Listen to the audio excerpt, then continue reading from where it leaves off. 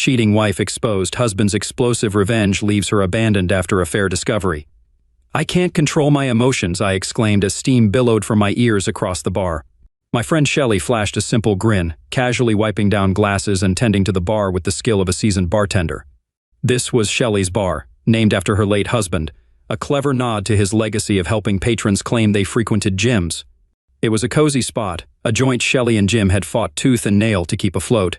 Jim's relentless toil eventually led him to an early grave, leaving Shelley to use his life insurance to settle debts and honor his memory by keeping the bar alive. "All right, Barb," Shelley chimed, topping off my wine glass. "Let me get this straight. You're not upset that Dean, your husband, cheated. It's about who he cheated with." I took a sip, contemplating her question. "Blaming me, Shelley. Have you seen her?" The woman in question, Marge, was a sight, overweight, chain-smoking, and vocally brash. She held down a middle management job in some bureaucratic abyss, churning out documents for yet another pointless government agency. Shelley set a few more glasses on the bar counter. "Barb, you realize that Marge and Dean's fling happened before you even met Dean, right?" Glancing around the nearly empty bar. "Save for a couple of guys shooting pool in the back," I shook my head. "Who cares, Shelley? I'm dead serious. Look at me." Rising from the bar stool, I spun around, showcasing my yoga-toned physique before settling back down. "And compare this body to, well, hers." I grimaced, conjuring an image of Marge in my mind. "It's just not right." Shelley draped the towel over her shoulder. "Your husband, Dean, made a commitment by marrying you. I don't get why this is bothering you. What if he wasn't the one who ended it?" Learning that Marge and Dean had been an item for over a year, I grimaced. What if Marge dumped Dean? That means I signed up for a guy who wasn't even good enough for Marge. It's sickening. "Barb, again, what a contrast. What one person discards, another cherishes. Marge's loss is your gain." "Easy for you to talk, Shelley. You're not the one having to sleep with a guy who's been messing around with Marge for over a year." Shelley leaned casually against the counter, a smirk playing on her lips. "Maybe Marge had some bedroom skills that kept Dean interested. Perhaps you two should swap recipes." I nearly choked on my wine. "Just so you know, anyone who's been in my kitchen leaves completely satisfied and always craving more." Shelley arched an eyebrow in response. Glancing around discreetly, I continued, "I may not be a saint, but I'm far from being some sleazy streetwalker." Shelley chuckled, giving my shoulder a comforting pat. "Physical engaging is only scandalous when done right." I could feel my face flushing as I replied, "Shelley, please, this is serious." "I'm not okay with this." Shelley shook her head. "Physical engaging takes the least time but causes the most problems." Ignoring her remark, I traced my finger along the rim of my glass. "It's just hard to envision a future with Dean when his past with that Marge woman keeps haunting him." Shelley shook her head, fixing her gaze on me. "Barb, have you ever heard the saying, 'The past is behind you, learn from it, the future is ahead, prepare for it'?" Then a somber expression clouded her face. "Don't you adore Tom the cat?" "I adore that massive black feline. He's the largest cat I've ever laid eyes on, like a pint-sized panther." "Great," I retorted. "Dean and Tom have always been a pair. Maybe Tom can show Dean how to do a proper job." "In the 5 years we've been married, Dean hasn't held down steady employment. He's never put his business education to use." Shelley regarded me with a puzzled expression. "You can't be serious. People from abroad ship their antique wooden pieces here for restoration." "Yeah, I get it, but it's uncomfortable at our office gatherings when Dean mentions he's into woodworking. I dislike the idea that he comes off as some rustic lumberjack. He could have climbed halfway up the corporate ladder by now if he wanted. Instead, Dean prefers tinkering in the garage." "Barb, I've seen Dean's garage. It's more like a professional workshop, better equipped than many woodworking shops." "That's my garage," I snapped. "Part of my grandfather's home, which he left me after my parents passed away." "But didn't Dean completely renovate all the wooden floors in the house?" "Yes, but, and all the moldings and doorways too?" "Yes, but, what about the front porch steps and trim?" "Sure, but." "Let's not forget about the fireplace," Shelley remarked, reaching under the counter and producing a magazine. She slid a glossy 2-page spread in front of me. "Barb, isn't that you on the elegant staircase Dean crafted from scratch, featured in National Home magazine?" All right, Shelley. But I was the one dealing with all that dust. And now your house is on the county's historic register. If Dean had taken any of those job offers he had after school, we could have made a decent amount of money and hired someone else to do that kind of work. You don't know what it's like to rely solely on one income mine. It's not a situation that leaves me thrilled." Shelley rolled her eyes. "I believe it was Groucho Marx who once said, 'What good is happiness if it can't be bought with money?'" I took another sip of my wine. "Seriously, Shelley, Dean getting turned down by Marge and his meager income aren't exactly the keys to my happiness. What's the key? Do you really think having enough money unlocks happiness? Shelley shook her head. Seriously, Barb, my goodness, weren't you and your siblings blessed with intelligence? Do you understand how antique restoration generates income? Are you making payments on that new Lexus you got last year? Well, no, I stuttered. Dean paid for the car in full right after I picked it out. Shelley set the magazine aside. Having a lot of money doesn't make you special. More often than not, it just means you're fortunate. Swirling the wine in my glass, I couldn't help but remark, it's easy for you to say. The last time I saw Dean in a suit was at my mom's funeral. The guy practically lives in faded jeans. Shelley stretched, placing the glasses on the top shelf. It was folks in jeans who built this country. It's the fools in suits who are tearing it down. Just then, Dean slid into the seat next to me. So, what are my two lovely ladies discussing? Shelley turned to Dean. Tell me, son, how much did your little lumber business bring in last year? A look of surprise flashed across Dean's face. You mean the income statement? He chuckled. A gentleman never discusses money or his women. Shelley shifted her attention from me to Dean. We were just discussing your wife's new Lexus. What about you? Have you replaced your old pickup truck yet? Dean glanced at Shelley, surprised. Why? It might be 15 years old, but aside from some rust, it runs perfectly fine. Trying to divert the conversation, I interjected. Speaking of people, you know Marge is now leading the homeowners association next door. That's nice, Dean replied absent-mindedly, picking up the menu. Shelley, is my order ready?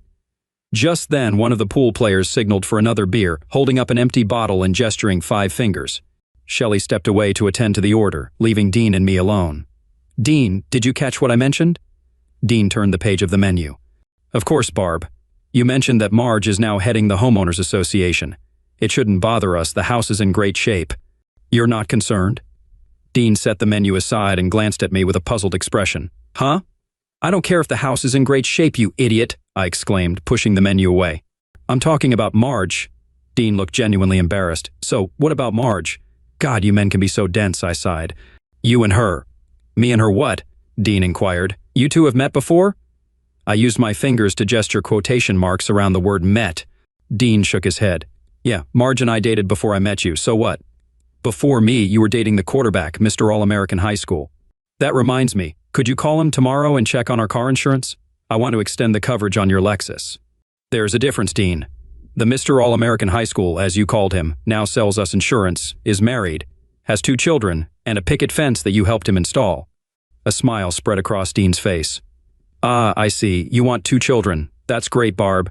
You know I've been eager for us to start a family. Don't worry about your job. I've got orders lined up for the next 2 years. You can always return to work after. Barb? Dean's voice trailed off as I stormed off my bar stool and out of the bar. The house felt chilly over the next few days. Perplexed, Dean gave me space, burying himself in his workshop with yet another of his projects. Shelley said I was overreacting, even suggesting that too many women seek the right person instead of striving to be the right one.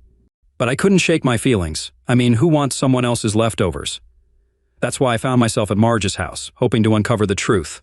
Sure you don't want a beer? Marge asked, settling into a chair in her pantsuit, cigarette in one hand and a store-brand beer in the other. No thanks, Marge, I replied, perching on the edge of her couch, careful not to touch anything. Surveying Marge's home, I couldn't believe she had any say in matters of taste. Her decor resembled a trailer park, with lion and leopard prints adorning every surface. Suit yourself, Marge shrugged, popping open the beer she held in her hand. Her little dog leaped into her lap, and she affectionately petted it, making kiss noises. Let me tell you, Barb, if there aren't any dogs in heaven, then when I kick the bucket, I want to head wherever they are. Marge continued conversing with the dog before turning to me. Lots of folks talk to animals, but not many bother to listen to them. That's the issue. I struggled to keep my stomach settled, the smoke stinging my eyes. Marge, I'm surprised you're still smoking. You know, you work for the government, with all its anti-tobacco regulations. Marge exhaled a plume of smoke. It's been proven beyond a shadow of a doubt that smoking tops the charts in terms of statistics. Attempting to join in with a light chuckle, I shifted the conversation to general homeowner inquiries, aiming to uncover the real motive behind my visit. However, Marge struck me to the punch later in our discussion. Does Dean still have that big old black cat, Tom? I winced before replying, Yes, Marge. Tom the cat still belongs to Dean. Marge took a sip of her beer. Darn it, that cat never belonged to anyone. Tom came and went as he pleased. She took another sip from the can. Dean mentioned we used to bump into each other back when that other guy was president. I don't think you were around then. Yeah, Dean mentioned you two used to be an item, Marge exclaimed, slapping her thigh.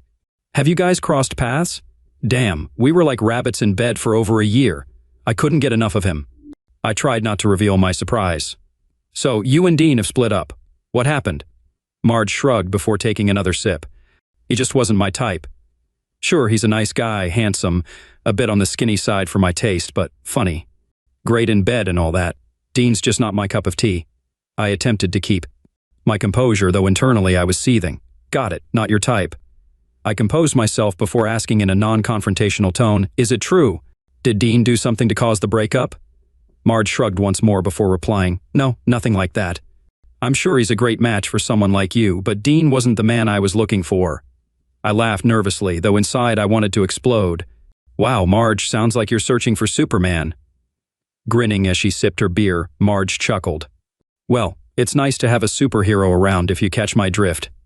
She crushed the beer can before tossing it into the nearby trash. As much as I'd love to keep swapping stories about our exes, I've got to get back to business now, Barb. Any homeowner questions for me? I swallowed back the bitterness, wondering if Marge could sense the steam rising from my ears as I retrieved the folder from my purse. Meeting Marge only worsened my already foul mood. Dean, pondering, realized I didn't want to talk. He gave me space, diving into his workshop and volunteering as a youth soccer coach. With Dean away on a 2-day trip, I found myself at Jim's bar, seated beside Shelley as she polished glasses. The bar was moderately busy for a weeknight, with a particularly boisterous group of suits at one table. Where's your acrobat, Shelley? I inquired, pouring myself a glass of white wine. I took a sip before responding. Dean took his truck to fetch some old wooden relic that some wealthy fool wants to restore. If they have so much money, why not buy new things? What's the appeal of paying 10 times more for some old junk when you could have something good and new? Shelley shook her head. Are you talking about Dean or his latest project? Both, neither, I don't know. It's all just so disheartening, I lamented. Shelley tossed her towel over her shoulder. Care for some cheese with that wine? She rolled her eyes. Life isn't solely about your destination. It's about the journey and the experiences. Dean's a great guy, so quit complaining. I stared at my glass. Shell, I've got problems. Shelley reached across the counter, giving me a mock peck on the cheek. Quit whining.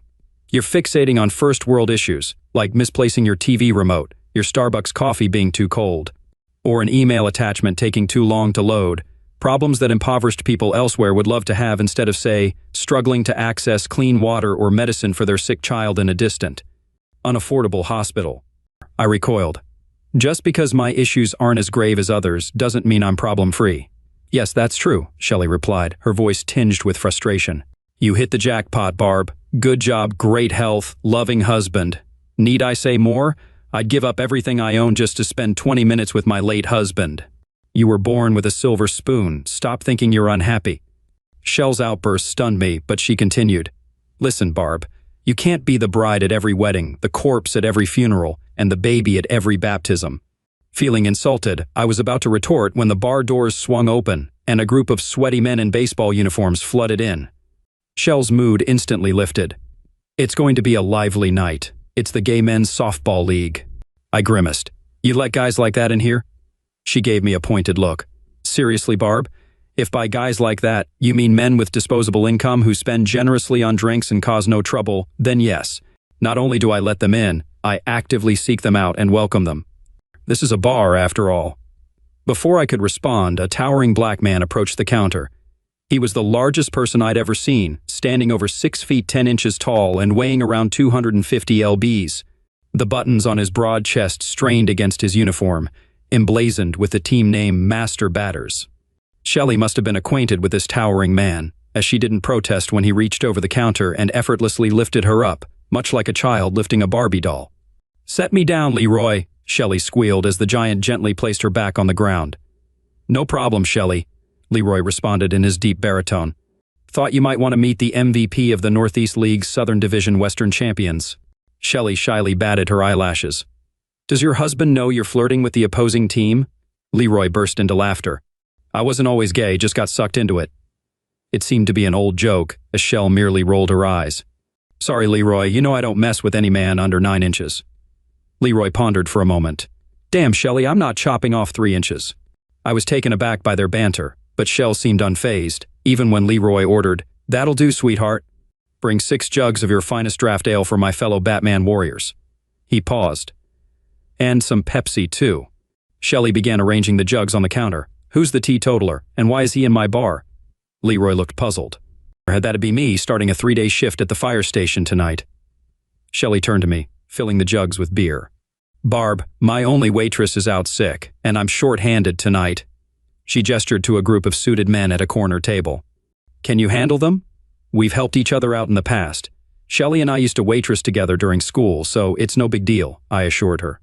A rowdy group congregated at the table, adorned with costumes. Ties were loosened, and jackets draped over chairbacks. A burly man, reminiscent of a former athlete, appeared to be the ringleader. Hey guys, I greeted them with a smile. What can I get for you? I endured the usual barrage of comments about my phone number or physical attributes, a routine every waitress dealing with intoxicated men has faced, since taverns started serving drinks. Over time, I'd become immune to such remarks from fraternity types, mentally filtering them out to the point where they barely registered. One of the men in suits stood up, towering over 6 feet tall. Must have been my lucky day, he quipped, gesturing to the table. Sorry about the commotion. My buddies are celebrating my recent promotion. He handed me a business card confirming my suspicions. Below the name, in bold gold font, read the title Senior Vice President, Interdepartmental Technology, Southern Hemisphere. Impressive, I remarked, attempting to return the card. He waved it off. Keep it. I'm feeling generous, so let's have another round, but only if you join us for a drink. I hesitated, but the table erupted into chants of, drink, have a drink, escalating until I relented just to appease them. Meanwhile, Shelley was busy filling beer jugs while I tended to the drinks for my table. She noticed the business card I'd left on the bar. Whose is this? Shell inquired, nodding toward the shiny new card. I gestured toward the corner table. The gentleman at that table, the tall one. Looks like he's the new bigwig, and it seems he's got some cash to spare. Shelley wiped the foam off the card's edge. Remember what Grandma used to say about money not buying happiness? I rolled my eyes. They say money can't buy happiness, but I'd sure love to cry in my new Ferrari. Chuckling, Shell examined the card and burst into laughter. What's so funny? I inquired. She shook her head, reading aloud. Vice President of Interdepartmental Technology for the Southern Hemisphere. Don't you see? Look at the initials. Shh, it head. Your CEO's an idiot. Snatching the card, I scrutinized it again. After a moment, I shrugged. So what if it's not the classiest title? He still seems like a big shot. Shelley remained unimpressed. Big shots are just small fry to other big shots. Mind your manners. I chuckled it off, but Shelley placed her hand on my shoulder. Don't play the fool, and don't do anything stupid to retaliate against an idiot. Shaking off her grip, I retorted, I won't. It's just a little jab back at Dean from Marge. I'll just have a few drinks with them to keep things in check. Free drinks are free drinks. You know the saying, all the best things in life are free. Shelley wasn't ready to let it go.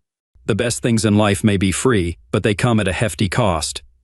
In my defense, I was so intoxicated that I hardly remember what transpired next. I can't recall leaving the bar, reaching my house, or climbing the stairs to my bedroom. There are faint recollections of being carnal with the idiot in my bed, followed by a feeble climax. I think I momentarily sobered up during the 2nd or 3rd round when he accidentally caused me pain. No, I yelled, evading him and nearly tumbling off the bed. Barely discernible in the darkness, he nudged me with his paw. You're not leaving me hanging, are you? I've still got one more round in the chamber. My head throbbed now as the inevitable hangover kicked in, and I started feeling remorseful about my actions. Placing my hand on his chest, I said, Listen, I think it's best if you go. I can't have you staying the night. How about whipping up some breakfast? I really didn't need that right now. My headache was worsening. Real funny, but seriously, I need you to leave. I gestured toward the bathroom door as he got out of bed. As he made his way to the bathroom, I glanced at the clock on the dresser, its red LEDs displaying 3:18 a.m. The sound of running water ceased, and the strip of light under the bathroom door vanished. Amidst a creeping hangover and burgeoning guilt, reality began to sink in. Just as the bathroom door swung open, revealing the undressed silhouette of the idiot, the bedroom door creaked open simultaneously, revealing the outline of a figure holding something in their hands as they stealthily crossed the threshold. I shrieked, causing the intruder to halt in his tracks. Creep burst out of the bathroom doorway, snatched a table lamp from the dresser, and struck the intruder on the back of the head. The unexpected blow sent the uninvited guest crashing to the floor. My screams ceased as I switched on the bedside lamp, hastily dialing emergency on my desk phone. I pleaded, "Send the police, there's a burglar in my house." As the emergency operator began her scripted response, I glanced at Creep, who was using the lamp cord to bind the intruder's hands behind his back. A chill ran down my spine. Roses dropped by the intruder littered the floor. Beside his hands lay a pair of work boots, presumably carried when he was struck. They were Dean's worn-out work boots. Creep finished securing the knots, muttering, "You damn burglar, think you can sneak up on me?" As Blockhead grabbed the intruder by the hair, lifting his head from the floor. My blood turned to ice as Dean's bloodied face came into view. A soft groan escaped his lips. I leaped off the bed, approaching my husband. "Get away from him, it's my husband." Blockhead wore a puzzled expression as he released Dean's hair, causing his face to thud against the floor. "Your husband?" he asked. "What the hell?" He didn't finish his sentence as a low growl emanated from the darkness beyond the bedroom door. For a moment, two yellow eyes glared at us before a swift black blur emerged from the darkness, latching onto Creep's face. Blockhead's screams mingled with a fierce growl as Tom the cat sank his claws and teeth into his head. They spun around as Blockhead leaped up, attempting to pry Tom off, colliding with the window. Eventually, he managed to wrench the big black cat away from his scratched and bleeding face. Dodging a furious kick, Tom darted under the bed to safety. Grasping his injured face and swearing, Blockhead cursed as I dropped to my knees, reaching for Dean's head. Suddenly, excruciating pain shot through my left bum, as if dozens of knives had pierced me. Letting out a scream, I frantically tried to rid myself of the source of agony. Tom refused to release his grip, causing me to whirl around in pain, screaming the entire time. After what felt like an eternity, I stumbled upon Blockhead, still nursing his bleeding face and cursing at the cat. Finally freeing myself from Tom's grasp, he retreated back under the bed. Paying no heed to the blood running down my leg, I hopped around, attempting to return to Dean, but inadvertently stepped on Creep's foot. "You stupid idiot," he roared, withdrawing his hand from his face to deliver a powerful blow to my head, sending me crashing onto the bed. "I'm going to strike you up," he bellowed. Still reeling from the ringing in my ears, I watched as Creep, his hand poised, advanced from the window toward me while I lay disoriented on the bed. However, before he could take another step, I witnessed Dean spring to his feet, his hands still bound behind his back. With a sudden burst of energy, Dean lunged forward, executing a gravity-defying somersault without using his arms. At the pinnacle of his mid-air spin, Dean seemed to rotate around, both legs striking Creep in the chest and forcefully slamming him back into the wall, where he became ensnared in the window curtains. As soon as Dean fell on the ground, he sprang to his feet and dashed toward Creep, who was still ensnared in the curtains. With a powerful shoulder thrust, Dean propelled him backward into the wall, then turned to shout at me, "Run, Barb! Run! Get out of here! Call for help! I'll handle this attacker!" I stood frozen in place, gazing at Dean's bloodied face, his hair drenched in blood as he struggled to restrain Creep with his smaller frame. The curtains tore from the wall as Creep raised his massive forearm and struck Dean's face with a sickening crack. Dean crumpled to the ground. The assailant kicked Dean, who groaned and rolled away from the blow. Advancing toward Dean, Creep raised his foot high to stomp on him as he lay motionless on the floor. However, just as Blockhead's leg began its descent, a black blur darted out from under the bed, and with a piercing growl, Tom the cat seized the assailant's groin. Blockhead's shriek reached such a high pitch that it resembled a woman's cry. The screams persisted as Blockhead leaned over, pounding Tom the cat in an attempt to dislodge the angry feline from his groin. Suddenly, Dean shook his head and surged up from the floor, thrusting his shoulder into the assailant's stomach. With a roar, Dean hoisted Blockhead onto his back in a fireman's carry, his legs flailing. At full speed, Dean propelled the three of them toward the large picture window of the bedroom. The cacophony of Dean's roar, Blockhead's screams, and Tom's furious hissing was drowned out by the shattering of glass. I remained frozen on the bed, horror-stricken as the trio vanished from view, plummeting outside the window into the dark night. Their sounds were abruptly muffled, then ceased altogether. For a moment the room fell into silence, broken only by the flap of a curtain in the wind from the shattered window. Then came the soft patter of broken glass fragments falling. Suddenly, a piercing, heart-wrenching scream filled the room. It took my brain a few moments to register that I was the one screaming at the top of my lungs. My mind felt shrouded in a fog, but gradually the haze lifted, as if I were resurfacing from underwater. Opening my eyes, I found myself face to face with an Asian woman in a blue hospital gown, gently dabbing my face with a cool towel. Our eyes met, and she set down the towel before hurrying off, murmuring, "I'll go fetch the doctor." As I turned my head, I spotted Shelley seated in a chair beside my bed. Yet my attempt to sit up was thwarted by the restraint securing my wrists and legs to the bed. "Damn it," I yelled at Shelley. "Get that nurse, Chinese, Vietnamese, whatever, and release me." Coming closer, Shelley tried to calm me down. "Take it easy, Barb. You were unconscious all day. They had to restrain you because you were being combative." The nurse, whom I believe is Vietnamese, went to fetch the doctor. Still struggling, I insisted, "Chinese, Vietnamese, it doesn't matter. Just set me free now. I need to see Dean." "Calm down, Barb. You're fortunate I'm here." Leroy, the African-American fellow from the Gay Softball League, was among the first responders on the night of your incident. "He remembered you were my friend and let me know you were here and what had happened," Shelley said, her eyes misty as she recounted the events. My body sagged with shame at the memory of that night, knowing Shelley was aware of what transpired. She continued, "They had to administer a sedative to you. The whole situation was unpleasant, but don't worry. Leroy got some of his firefighter buddies to use ladders to fix the broken window on the top floor of your house. Although I'd been discharged, I had to sign numerous documents stating that I was acting against medical advice. I'd need to schedule a follow-up appointment to formally discharge from the hospital, blah blah blah. I would have signed a confession to the Kennedy assassination if it meant I could see Dean. However, when I glimpsed Dean through the ICU window, it was a shock. He was swathed in bandages, surrounded by tubes, bags, and machines. I was rendered speechless as I struggled to comprehend the medical jargon the doctor used to describe Dean's condition. I interrupted the doctor's detailed medical explanation. "Will Dean pull through?" The doctor paused and I gripped Shelley's hand tightly. After a moment, he responded, "I believe he'll survive, but it'll be a challenging journey ahead. He'll need multiple rounds of reconstructive surgery and an extended recovery period. Unfortunately, some of the most effective treatments aren't covered by insurance. The procedures necessary for his optimal recovery will be quite costly." In that moment, I realized my deep love for Dean had always been there, just waiting for a tragedy to reveal it. Determined to demonstrate my love, I took action immediately.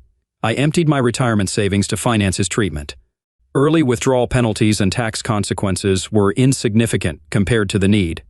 I secured a substantial loan against my home, increased my credit card limits, and even traded in my Lexus for cash and an old van, believing it would facilitate Dean's transportation after treatment.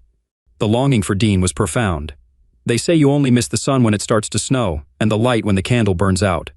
As the weeks passed, life felt like living in a perpetual hell. Dean's mental recovery lagged behind his physical healing. The neurosurgeon informed me that his memory would gradually return in fragments, but the timeline and extent were uncertain. I dreaded the possibility that he might recall the events of that fateful night. I dedicated hours to Dean, reminiscing over old photos, sharing anecdotes, and tirelessly searching for Tom the cat, who vanished that dreadful night. Despite distributing flyers, placing ads, and visiting shelters, the elusive feline remained elusive. Months passed uneventfully until the sight of 2 law enforcement officers exiting the rehabilitation facility sent a chill down my spine. Until then, I had successfully thwarted persistent detectives using a fortress of medical directives and legal documents to shield Dean. However, my world crumbled when I encountered resistance at the rehab center's front desk. The once friendly guards now wore stern expressions as they barred my passage to Dean's room. "Ma'am, we must insist you vacate the premises immediately," one guard stated firmly. "And we're advising against your return until further notice," the other added. They ushered me out, pushing me toward the parking lot and my car. The following day, a police cruiser delivered a restraining order prohibiting any contact with Dean and mandating a distance of over 100 yards. Upon seeing Dean, I barely recognized him. Doubt clouded my mind. Perhaps I had erred in the date or location. Over a year had passed since our last encounter, and my life spiraled downward in every aspect. Despite my persistent attempts to reach out, Dean had rebuffed all communication. Yet, determined to make our reunion inevitable, I followed the unfamiliar path to the rear of the grand estate, passing furniture Dean had once restored. I stepped onto the porch to find a stranger before me, bald, with a vicious scar encircling a portion of his head. His once radiant blue eyes, which always brightened at the sight of me, now resembled hard stones, barely flickering. With recognition. With the dark mustache and goatee, Dean resembled Walter White from Breaking Bad more than my husband. The sole identifier was the large black cat nestled in his lap, which Dean stroked. The sight of the bald man with the feline resembled a scene from a cheesy sci-fi film, with an ominous villain poised to destroy the world. Taking a shallow breath, I approached them with outstretched arms, hoping for a fresh start with a hug. However, Tom the cat leaped onto Dean's lap, his back arched, fur standing on end, tail raised, emitting a hissing growl with bared fangs. Dean extended his hand, palm facing me, and uttered harsh words. "Stop it, Barb. There's only one kitty here I'm interested in, and it's not you." I stood frozen. The words delivered in Dean's body lacked the smoothness of his usual voice, instead bearing a hoarse, guttural tone reminiscent of Marlon Brando in The Godfather. Collecting myself, I took a seat across from Dean, separated by a small table cluttered with scattered folders and Tom still growling. "Quiet, Tom," I muttered, meeting Dean's gaze. "Where did you find Tom? I searched everywhere for him." "I haven't seen Tom since," Dean maintained his stern gaze, leaving an uncomfortable silence hanging between us. Finally, he broke it. "Well, Barb, Margie brought Tom to me. She found him injured and rushed him to the veterinary clinic. Seems like Tom had quite the pricey hospital stay too." I muttered under my breath, "That woman," before forcing a smile. "I mean, that was kind of Marge. We'll have to find a way to repair," Dean continued to pet Tom. "Yes, Barb. You want to talk, right?" I fought back tears. "Dean, I know I've made mistakes." He cut me off. "Mistakes make good stories, but lousy marriages." I pushed on. I started to see things differently. I thought I was better than I really was, smarter and more deserving. Now I know better. I awaited Dean's response. Each second dragged on like an eternity before he spoke. "Beware of false knowledge. It's more dangerous than ignorance. Why are you here?" "I'm here, Dean, to apologize sincerely. To show you I understand how you feel."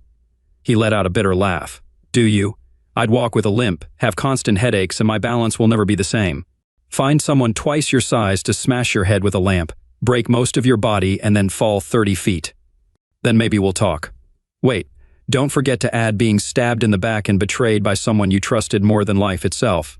Realizing you never loved me was worse than rehab," Dean added, grinning. "Dean, that's not true," I countered. He chuckled.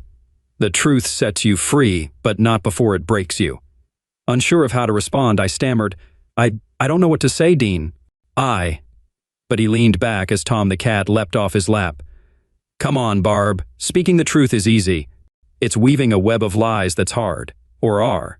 You using Homer Simpson's logic on me? It takes two to lie, one to lie, and one to listen." My anger started to rise. "I'm not some fool, and I see the light at the end of the tunnel." He smirked. "We all know light travels faster than sound. That's why some people seem bright until they speak. You seem to fit that category just fine." Trying to stay calm, I said, "Did you really have to target Shelley? After you filed complaints with the state council, they revoked her liquor license. She lost the bar." Dean intertwined his fingers. "Yes, it seems the Drinks Commission takes its rules seriously. They don't allow bar owners to have non-employees serve drinks. Shell sent you to that table where you got drunk. I see no reason why Shelley shouldn't face the consequences." "It wasn't her fault, Dean. The bar was busy that night. Shelley was too overwhelmed to monitor my actions." He glared at me. "Shell wasn't the only one busy that night, were you, Barb?" I was nearly in tears. "Shell was my oldest friend. Now she won't even speak to me. And she was also your friend."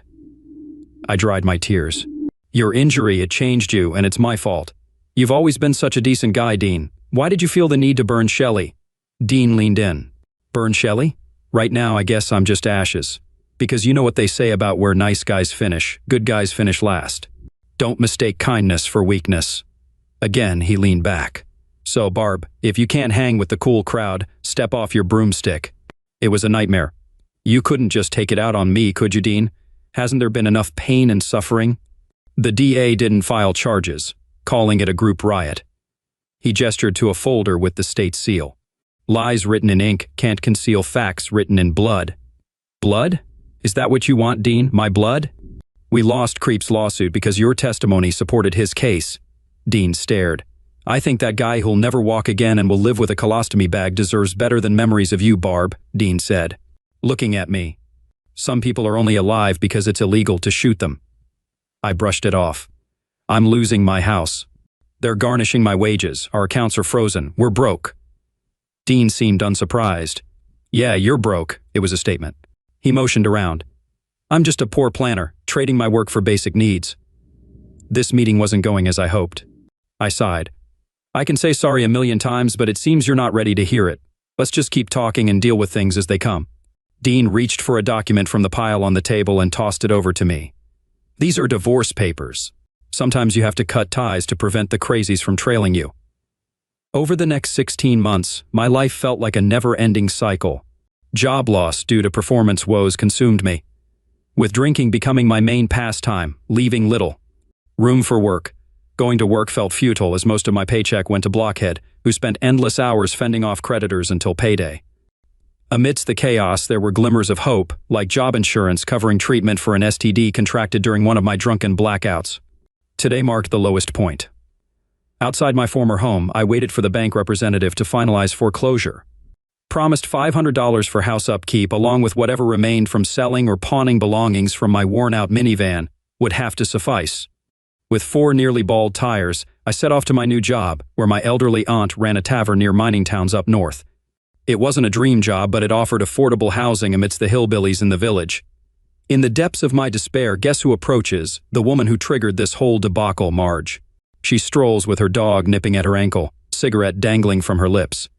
I secretly hoped she'd veer across the street, but no such luck, as she strides right up to me. Heading for bail? Marge queries, exhaling smoke. Yeah, Marge, going to help an aunt up north.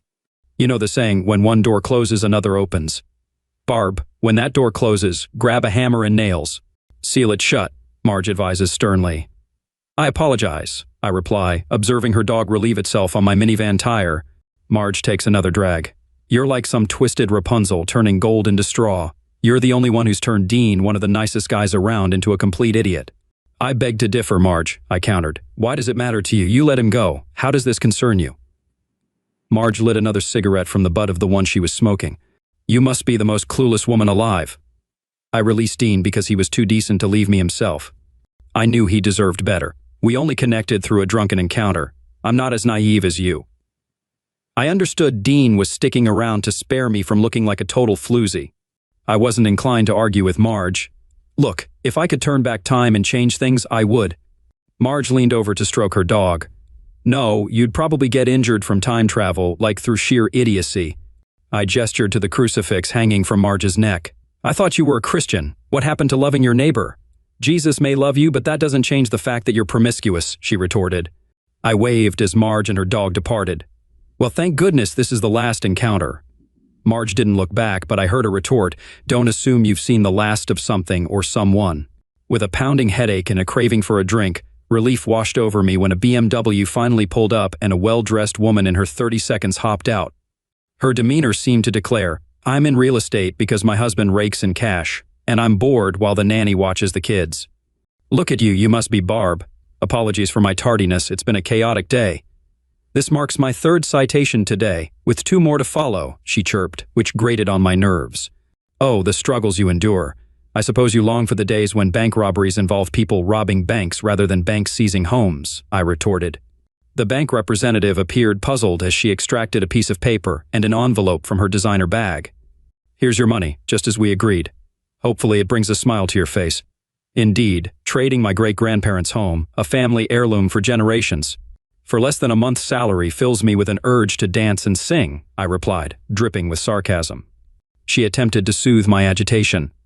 Don't worry, the house will be well cared for. A group of affluent gentlemen established a trust and purchased it. They've pledged to maintain its original state. Once their caretaker arrives, we'll provide a tour for your confirmation, and then you'll be on your way. Suddenly, a loud crash signaled the arrival of a large motorcycle pulling up behind the BMW. The rider embodied the stereotypical biker image, adorned with tattoos, clad in a leather vest, gloves, and sunglasses. Instead of a helmet, he sported a Harley-Davidson scarf wrapped around his head. As he dismounted, it became apparent that he was short, yet extraordinarily muscular, resembling a sturdy fire hydrant. My spirits sank as the biker directed his attention to the box on the back of his bike. Emerging from it, the big black cat leaped out and stretched on the sidewalk, confirming the biker's identity as Dean. With a noticeable limp, he approached us, pausing to lift his sunglasses, a cigar held between his lips. Dean strode up to the girl, completely disregarding my presence. Let's settle this, he said. The woman waved her hand dramatically, dispersing Dean's cigar smoke. I'd prefer if you refrain from smoking in my presence. Dean paused to take the cigar from his mouth but didn't extinguish it. Listen up, I'm not here for your thanks. She appeared bewildered. It seemed she wasn't accustomed to such talk at her exclusive club. Attempting a different approach, she gestured at Dean's cigar. "Do you realize how injurious that is to your health?" Dean glanced at his cigar. "My grandpa lived to be 95 smoking cigars," she quizzed with a mocking grin. "Really?" Dean retorted, replacing the cigar in his mouth. "He lived to be 95 by minding his own business." The girl clung tightly to her designer handbag as Dean edged closer to her. Before uttering a word, he gestured toward the house. "You're here for your commission?" Then he motioned toward me. "Sure, there's a fleet coming into port somewhere, and this cheating woman needs to service a bunch of sailors, and you can join her for all I care. But first, before you send her packing, take the keys from her." At last, I interjected. "Dean, I'd appreciate it if you didn't insult me." Dean's stern gaze shifted to me. "Oh, did I hurt your feelings by calling you a stupid woman? My bad, I thought you were already aware." The girl seemed to realize our connection and attempted to diffuse the tension with a forced laugh. "Well, you know, everything happens for a reason." Dean maintained his gaze on me as he spoke. "Barb, your reason is that you're foolish and make foolish choices. But look at it this way. Jellyfish don't have brains, and they've been around for 150 million years, so there's hope." I wished I could disappear. "Let's just finish this so I can collect my money and leave. Then you can find happiness." Dean gestured with his cigar toward me. "Yes, your presence fills me with delight, so much so that I'd rather restrain myself from clapping my hands in joy." He addressed the bank representative. "Hand that envelope to the woman before she starts flagging down cars on the highway and soliciting. I'm willing to bet the only room in the house she damaged was the bedroom from excessive use." His counterpart appeared uneasy, but Dean seized the envelope from her and thrust it into my hand. I noted it was packed with $100 bills. "I understand you're not accustomed to getting paid unless you're lying down, but don't fret, you'll be back in that position soon." I fought the urge to throw the money at him, opting for practicality over wounded pride. Turning on my heel, I marched to my worn-out car and drove off, wiping away tears that blurred my view of Dean holding Tom the cat in his arms in front of what used to be my home. Reflected in the cracked rearview mirror, it brought to mind another old saying, one from Shelley's grandmother: "If you ever want to feel wealthy, count all the things you possess that money can't purchase." Fiancé admitted to her friends she's only marrying me for money, so I dumped her and cut her off. I am 29 years old now, with an MBA and a very cushy position in my father's company. I know this makes me sound like some kind of snobby rich kid, but hear me out. Growing up, we really weren't doing well. We struggled a lot, and the family was in serious debt. I was young at the time, so I don't know every single detail, but my dad made a very risky loan using our house as collateral. The only thing of value that we owned, since it was his grandfather's house. That loan was what helped him start up his business. And despite a rocky start, things have gotten so good. It wasn't fun when it was happening, but looking back, I'm very grateful that I wasn't born with a silver spoon in my mouth, because I personally think it made me more down to earth. It also helped me appreciate the value of hard work. It was part of what inspired me to go out and get an MBA, because I wanted to add value to what my father had built. So, as much as being the son in his father's company makes me sound like an untalented brat benefiting from nepotism, I'll admit I am to some degree. But I know I'm there on merit at the same time. I've worked hard, and I've put in my own effort to help the company grow. Because of this, my family is now pretty well off, and so am I on a personal level. I've become very financially sensible since I know we never always had this money, so it's a big blessing. I've been very cautious when it comes to relationships, because I personally feel that you have to make a lot of effort to find people who aren't shallow. With my money, I think it's just a little bit tougher to know who is there for you and not your bank account. In my mid-20s, when things had really gone into full throttle, I dated a lot. I mean, a lot. Many of them didn't go past the first date. I'd probably say that I only went on a third date a handful of times. I could probably count the number on one hand. Anyway, it was about 2.5 years ago that I met someone, and honestly, she was gorgeous. I saw her smile, and I had to go and say hi to her. I found out that her name was Brianna, and that she was a nurse.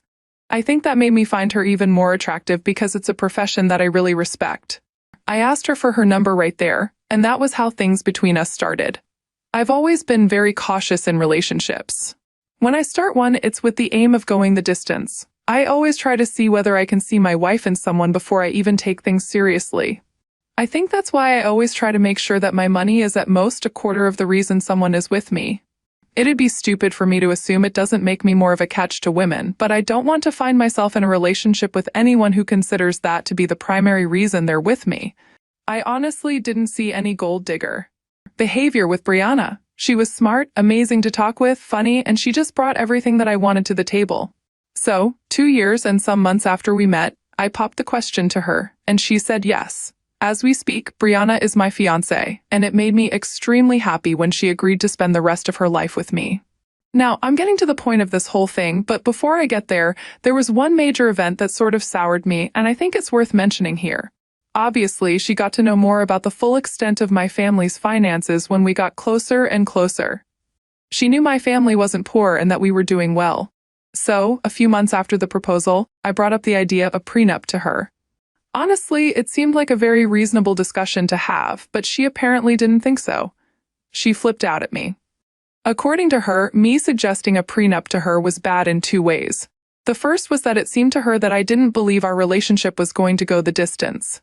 Obviously, that's not the case, but even if I put 110% into the marriage and she wakes up one day and decides she's done, I can't do anything about that. The second reason was that it meant I didn't trust her not to try and rob me blind in the event that things didn't work out the way we wanted. That's the summary of it, but we ended up going back and forth for a full hour, going to sleep mad at each other. After spending the entire night deliberating about it, I let her know that it wasn't going to be necessary. Yes, I know that was very stupid, but I love her immensely, so I chose to let it slide because I didn't want the prenup to be the reason why we fell apart. Things got better between us quite soon after that. Now, this is the point where I really need third parties to tell me what to do. One of my fiancé's colleagues was having a barbecue, and she invited me to go along with her. I decided it would be a good chance for me to meet some of the people she worked with, since she mentioned them pretty frequently. When I got there, everyone was nice to me, and it was a good time. Honestly, I met a bunch of the nurses who worked alongside her on most shifts as well. At one point, I was outside chatting about sports and socks with the men. I knew she was inside gossiping with her girls, which was fine. At a point, I needed to go take a piss, so I headed back into the house through the back door. Now, I don't know how to describe it, but the back door led into a hallway, which ended in the living room. Standing at the back door, you wouldn't be able to see anyone sitting in the living room. At least not until you turned the corner. It was as I was heading to the bathroom that I heard my fiancé's voice and some others. From the first sentence, it was so clear that I was the topic of conversation. It started with them talking about how well I dressed, but that seemed to naturally transition into how expensive I dressed. Then my money came up. The girls were talking about how lucky she was to get someone with money, a lot of chirping and giggling. And then I heard my fiancé say something that felt like a punch in the gut. He has a lot of money, and honestly, his money is the best part of him by far. That was followed by a lot of giggling and laughing. She even added, "He asked for a prenup." I said, "No, of course. I have to be able to cash out if things hit the rocks." Then there was a lot more laughing. At that point, I left and went back out of the house. I honestly didn't find myself needing to use the bathroom anymore. We went back home, and she noticed something was up with me, but I didn't tell her what it was until she went to bed. This happened a few days ago, and at this point, I don't know what to do. She's a great person, and I love her a lot. But I'm fighting a battle with myself trying to figure out whether I should let it pass as stupid female gossip that she was leaning a bit too far into, or whether this was worth canceling everything that we planned towards the wedding and kicking her out of the house. Honestly, I don't know what to do. My mind is telling me to end things because this was exactly what I never wanted, somebody who values my money way too much. A few days ago, she was the perfect woman to me, and I hate how quickly that all changed. My heart is telling me to talk to her about it, but honestly, I can't figure it out. I appreciate all and any advice. Edit. I'm seeing a lot of people saying that I should never have compromised on the prenup. I should have just ended things right there. A lot of you said it in unnecessarily harsh ways, but I've got thick skin. If I had another chance, I might not have done things differently. But I do agree that I would give someone else the same advice a lot of you are giving me here. I should have actually stood my ground on that because even if I do decide to stay with her, the comment I overheard makes me realize how important a prenup is with her. Edit. I'm inclined to agree with the comments saying that I should simply end things right now instead of taking the risk with somebody who has shown that my money is a primary interest of theirs. The only thing is, I feel like the best case scenario might be for me to talk over the prenup with her again. I know that would safeguard me but not necessarily make her less interested in my money. But isn't it natural that someone would appreciate someone who has a good amount of money? Edit. Okay, I've had a lot of sense talked into me. I'm still going to have the prenup discussion to see what she's going to say, but I'm ready to pull the trigger on ending things. I love Brianna a lot, so it's a lot easier said than done for me to let her go. I want to know that I gave things a chance.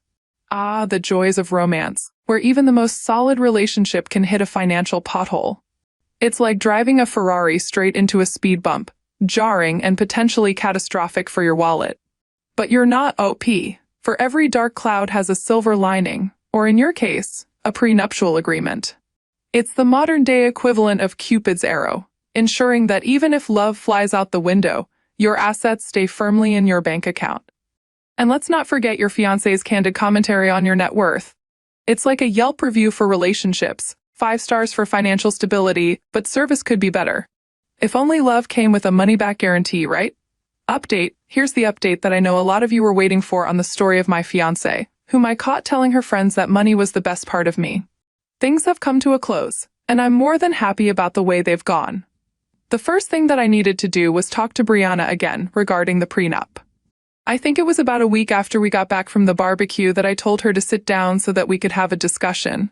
I told her that we needed to discuss the prenup situation again, and just like last time, she flared up. I think it was even worse the second time around. She went on again about how it was just a sign that I didn't trust her and that I wasn't rooting for the relationship to work. I tried to shift things to how it was more about protecting my father's hard work. I own a sizable chunk of his company than myself, but she wasn't having it. She kept raging on, and I really did my best to get her to see my angle, but it wasn't working. I asked her whether she would marry me if I said the prenup was a must. She didn't seem to think about it long before she said that she would strongly reconsider our future together. I think it was at that point that I realized I wasn't going to win her over. I let her know that after the first time, I was going to let the prenup go, so I asked her to guess why I was bringing it back up. Understandably, she was clueless on that front, so I told her that I would help her figure it out. I asked her to look back on a discussion that she had with her nurse colleagues when we were at her friend's barbecue. She only said, "We talked about so many things. I don't know what you're talking about. You don't remember laughing and giggling with your friends as you said that my money was the best part of me? You don't remember telling them how you couldn't do a prenup with me because you won't win the jackpot in case we divorce?" At that point, it was clear that she remembered what I was talking about because she started to tremble and act extremely anxious. I was waiting for her to confirm or deny what I had said, but she didn't say anything. I prompted her to speak, but she was just looking at me while her hands were absolutely shaking. I don't know why, but that made me laugh, and I think me laughing made her turn on the waterworks. She started to cry and sob, all without saying anything to me about what I had said. At that point, it was starting to piss me off that she had nothing to say, and I wanted a reaction from her. So I let her know that the wedding wasn't going to happen anymore. At that point, she fell to the ground, and I started hearing her mumbling words like please over and over between all her tears and sniffles. I stood up, went to our room, locked the door, and went to bed. The next morning, she was waiting for me, and she looked like she hadn't slept all night. As soon as she saw me, she came to me and was being extra touchy, but I shrugged her off. She started to try to explain the context of what I had overheard. She claimed that she was just trying to fit into the whole gossip girl type vibe. And she didn't mean the things that I had heard her say. She blamed her friends and her colleagues for being bad influences. She claimed that my money was never a part of the reason why she fell in love with me. I believe that was likely true initially, but I feel like she started to love the money more at a point. She said that she'd sign the prenup and it wouldn't be a problem for her. She said all that, but I honestly didn't have anything to say to her. I took her hand in mine, looked her in the eye tenderly, and then slowly took the engagement ring off her finger. I paid way too much for that to end up in the hands of someone like her. That struck a nerve. She started to cry, but it quickly devolved into cursing me out. She said I was ugly. She said I had no charm. She said my penis was small. She called me gay. She said she had slept with a guy she met at a bar because she felt like it. I really don't know whether I believe that part or not, but it honestly doesn't matter at this point. She said my money was the only good thing about me, and she wished she had been able to milk me more. She basically pulled out every insult that she could think of, and at that point I started to laugh. That was when she began to throw things at me. As much as I wanted to be all stoic and indifferent, she started to toss some pretty dangerous things, so I retreated to the room and locked myself in. I think it was about 2 or 4 hours later when things quieted down, and I finally came out. She was gone, but she had trashed the entire place. I was furious, and in that moment, I was sure I had made the right move. I took pictures of everything that I could, and I retrieved some footage from one of the indoor cameras that I had. After that, I left the house to go sleep in a hotel because, honestly, it was absolute chaos, and I didn't even know where to start with the destruction. This is where I decided to start having fun. I went to her Facebook page and her Instagram page and looked for the post on each platform where she announced her engagement. Then I drafted a message. I hate to inform you that the wedding is off and I am no longer engaged to Brianna. She admitted to just being with me for my money, and when I confronted her about this, she lost her mind and destroyed my house. If you have any questions, ask her. Which I posted as a reply to every single comment.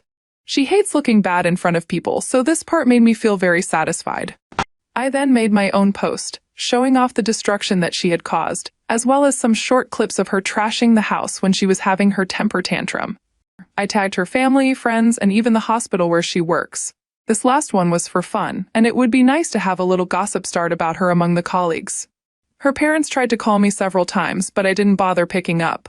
Honestly, it sucks that I have to cut ties with them because they were lovely people, but it is what it is. She called me tens of times after I had done all of this, and the one time I picked up, it was a mix of her crying and threatening to come and kill me for ruining her life. I really don't think anything I did was permanent, so she was just being dramatic. She shouted about how I humiliated her with the short clips that I had posted.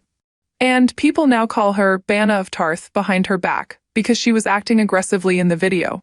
I found that part hilarious. She kept crying about how everyone now looked at her differently. I won't lie that I had a little iota of concern that she would do something crazy because the tantrum she had thrown at home wasn't quite the Brianna I knew. In the end, nothing happened, at least not yet. I called the event planner and told her to cancel everything related to the wedding. That part was heartbreaking to me, I'll admit, but I had to do it. Once that was done, I knew that she and I were done too. The best part for me is the fact that I'm taking her to court to compensate me for destroying my property. I asked her to pay up nicely, but she only called me some unsavory names, so I don't mind putting her through a little more stress just for the fun of it. She's going to have to pay for a lawyer, miss days off work, and hopefully, in the end, have to compensate me for everything that she destroyed. And trust me, it was a lot. As for now, this is still pending, but I have a recording of her being a bull in a china shop, and I've spoken to my lawyer, so there really isn't anything to worry about. She won't be slipping out of this one. There's still a little bit of hurt in my heart, considering that something that I really had my hopes on isn't going to work. But I'm glad I found out the way she saw me sooner rather than later.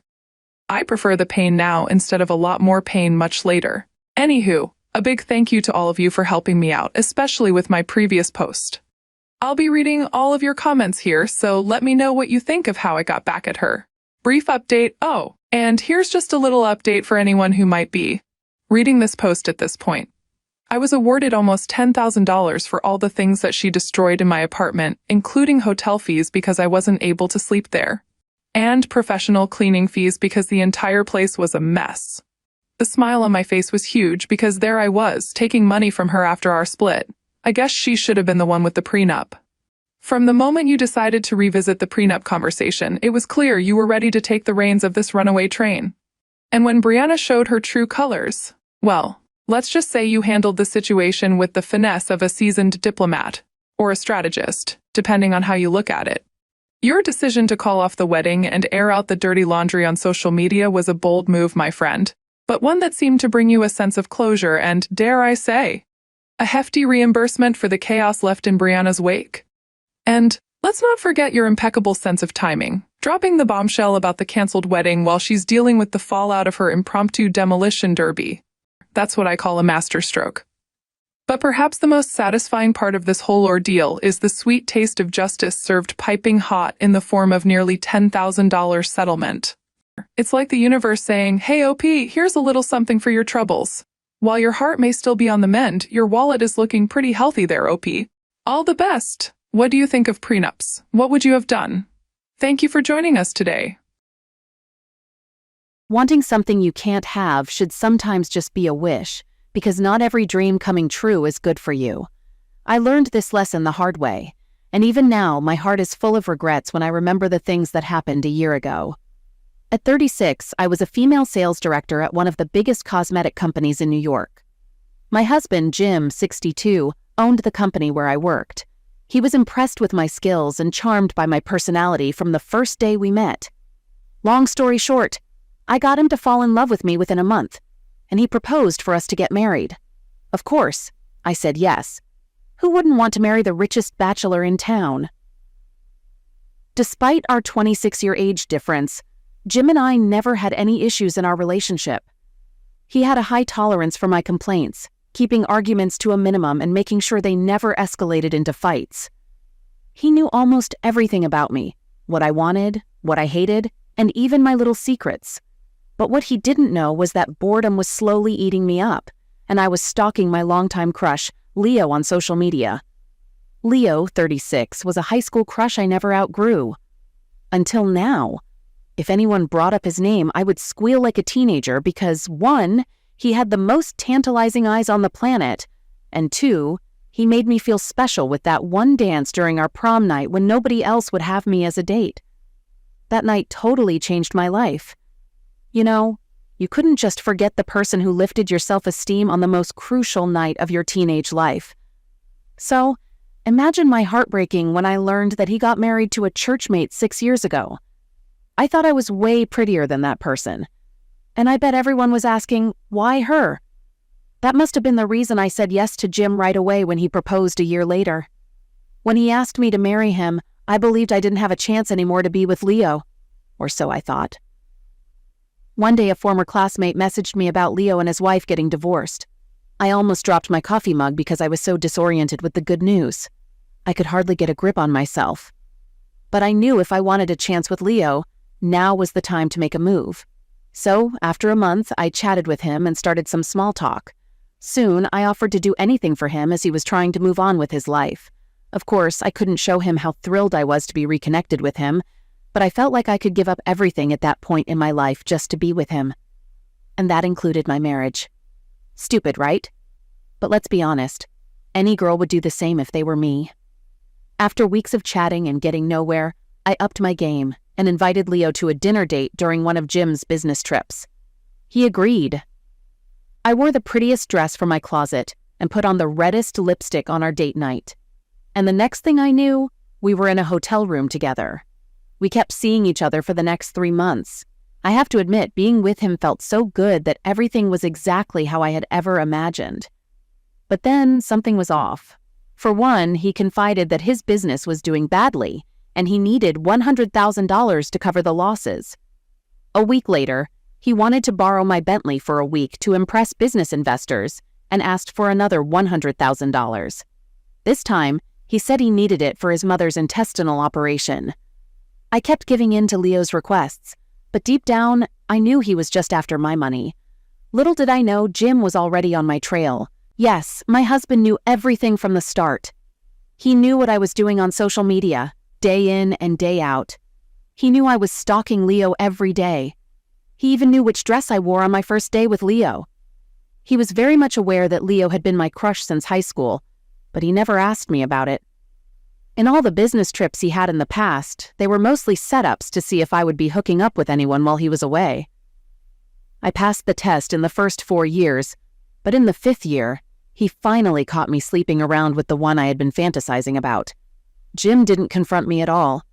When he got home, he ignored me and walked past as if I didn't exist. I knocked on his room until my knuckles hurt, but he didn't open the door.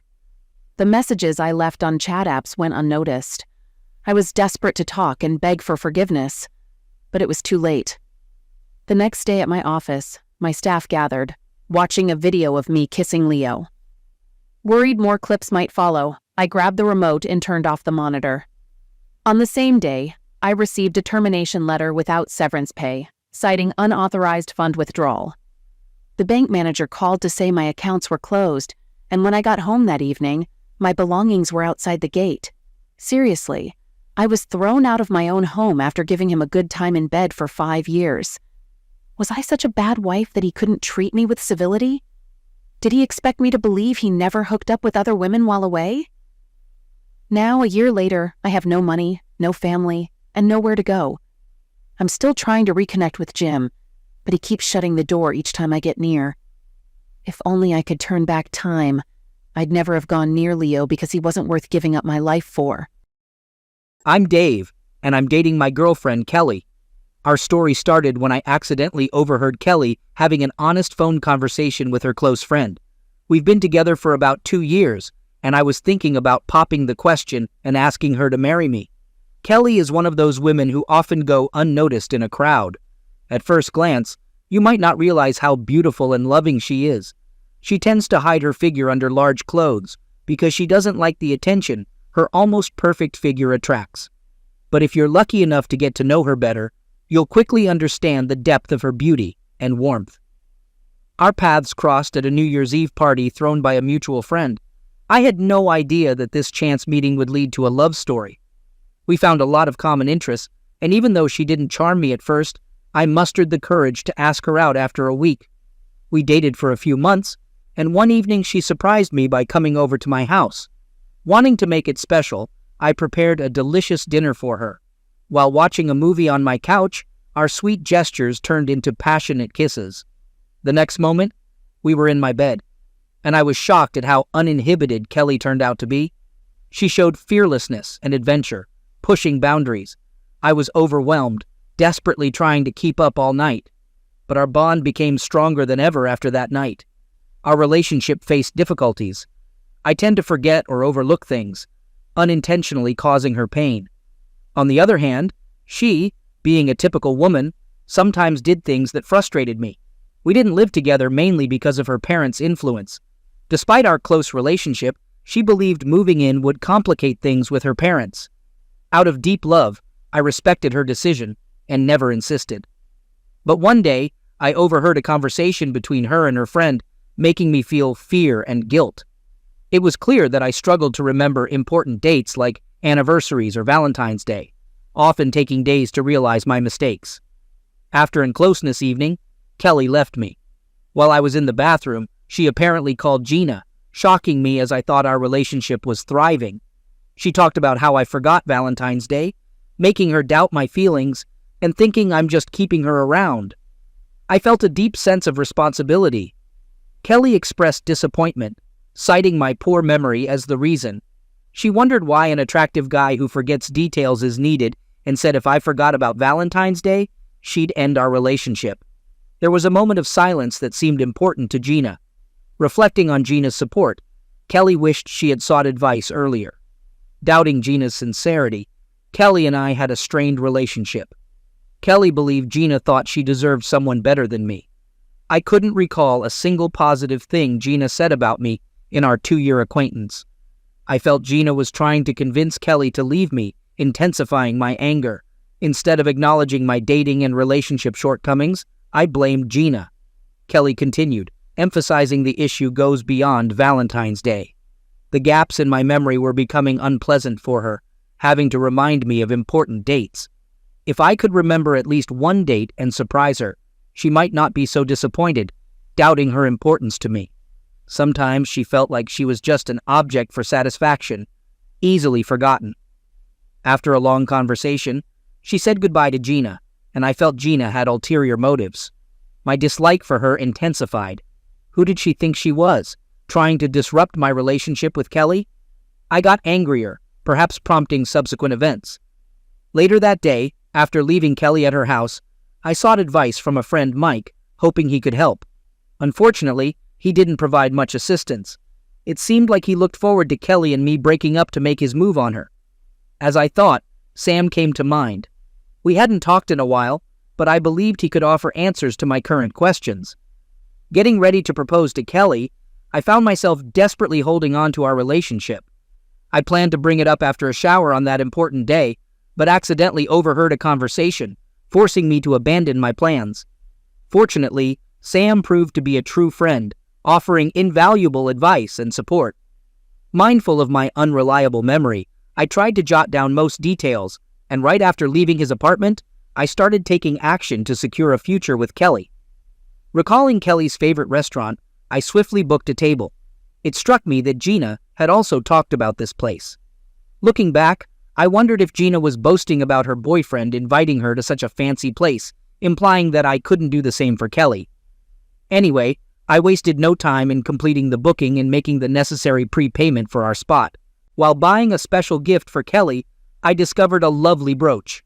However, in the jewelry store, I couldn't resist browsing through a collection of wedding rings and ended up choosing a stunning engagement ring with diamonds. Its high price led me to the bank to transfer money from savings to make the purchase on the spot. After that, I bought a new suit with the help of a friendly salesman.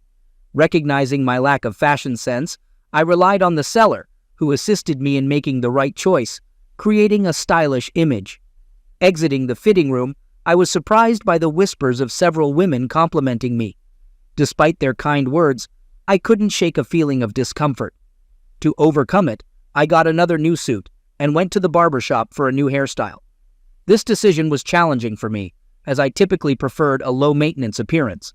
Sam strongly supported it, believing it was necessary. Later that evening, Kelly couldn't resist complimenting my hairstyle, clearly appreciating the transformation. Kelly complimented my new hairstyle and inquired about the reason behind the change. I explained casually that I thought she would like it and mentioned being tired of my old hairstyle. Kelly appeared intrigued by the sudden change, leading her to question the significance of being tired of the old look. The unexpected nature of Kelly's questions caught me off guard today. I couldn't help but wonder if she and Gina had spent too much time together, sensing a certain tension. Despite usually feeling confident around Kelly, I found myself nervous and chose to hold my tongue. It felt as if I were asking someone out for the first time, especially since I was inviting her to a special Valentine's Day dinner. I noticed my nerves heightening as I felt the weight of expectations and pressure during this conversation. Kelly then inquired about my well-being and questioned if I was inviting her to a romantic dinner. I confirmed and asked what was so unusual about us going out together, highlighting that it was the first time I had asked her out on this particular day. I expressed my love for her and clarified that I just wanted to show her. I had some plans, but I suppose I can cancel them. When I asked Kelly about her plans for Valentine's Day, she mentioned nothing special, just going to a party with Gina. However, since I invited her, she agreed to go with me. Curious about Gina and the party, I asked Kelly if there was something she wanted to tell me, expressing my concern about what might be going on between us. Kelly then addressed my recent concerns, asking what had been bothering me lately. She reminded me of her long history of dating Gina, and mentioned that, assuming I wasn't going to ask her out on Friday, she had made plans with Gina. She advised me not to take it too seriously, but I sensed a tinge of upset in her tone. I had to admit that I might have seemed jealous, which was the truth. I was also afraid of losing the person I love most in the world. That evening, Kelly decided to come home early, and I couldn't shake the feeling that she was going to end our relationship. Despite her usual closeness, she seemed distant. Reflecting on the week, I realized we hadn't spent much time together, and on Friday morning, everything seemed to go wrong. I got a call from the restaurant at work, informing me that my order had been canceled. Some rich man had booked the entire restaurant, demanding the cancellation of all other orders. Despite my heated arguments, my efforts were in vain. The waiter remained adamant in canceling the order and returning the money. Panicking, I desperately searched for alternative booking options, but all seats were occupied. Feeling despair, I reluctantly accepted the idea of a cozy, romantic dinner at home. However, my hopes were dashed when an unexpected second phone call brought terrible news. There was a fire in my house. The apartment directly under mine turned to ashes, and my belongings, including cherished clothes and personal items, were soaked and destroyed beyond recognition. I had to look for a new place to live. As I leaned back in my chair at my desk, a wave of emptiness came over me. In a matter of minutes, my whole life was destroyed. It was impossible to salvage this day. A sudden realization struck me that the ring I planned to propose with was lying on the dresser in my now ruined apartment. I immediately left work and headed home, or rather, to what was left of it. The once cozy room had turned into a large, dark abyss. My things and clothes were not only ruined, but also turned into ashes. Looking at the spot where my chest of drawers once stood, a huge hole opened up, leading to the basement. Sitting on the curb and burying my head in my hands, I couldn't help but think about what other troubles awaited me. I didn't know yet that there was no limit to how much worse it could get. Suddenly, I noticed Kelly driving by in my so-called friend's Jeep. She quickly looked away, seeing my distressed state on the roadside. I had lost her, and it seemed my supposed friend took advantage. Later, I sifted through the trash, and to my surprise, found the ring still safely hidden in the box. Despite this small victory, I pondered its significance in my current situation. I stopped by my parents' house in the suburbs, freshened up, and put myself together. I still had some clothes there, a bit outdated but still suitable. Annoyed by my parents' constant chatter, I decided to head into the city and ended up at Sam's. Upon seeing me, Sam and his wife warmly welcomed me, expressing concern for my well-being. I shared the day's events with Sam, and we had dinner together. During the meal, the phone suddenly rang, and Sam handed it to me, noting that it was Gina and emphasizing its importance. Answering the call, I felt a flood of emotions, anger, disappointment, and deep resentment overwhelm me. I accused Kelly bitterly, expressing my belief that she called to gloat and questioning if she was happy now. The thought that my true love might be with someone else made me feel like my world was falling apart. I even insinuated that she might be behind the destruction of my house.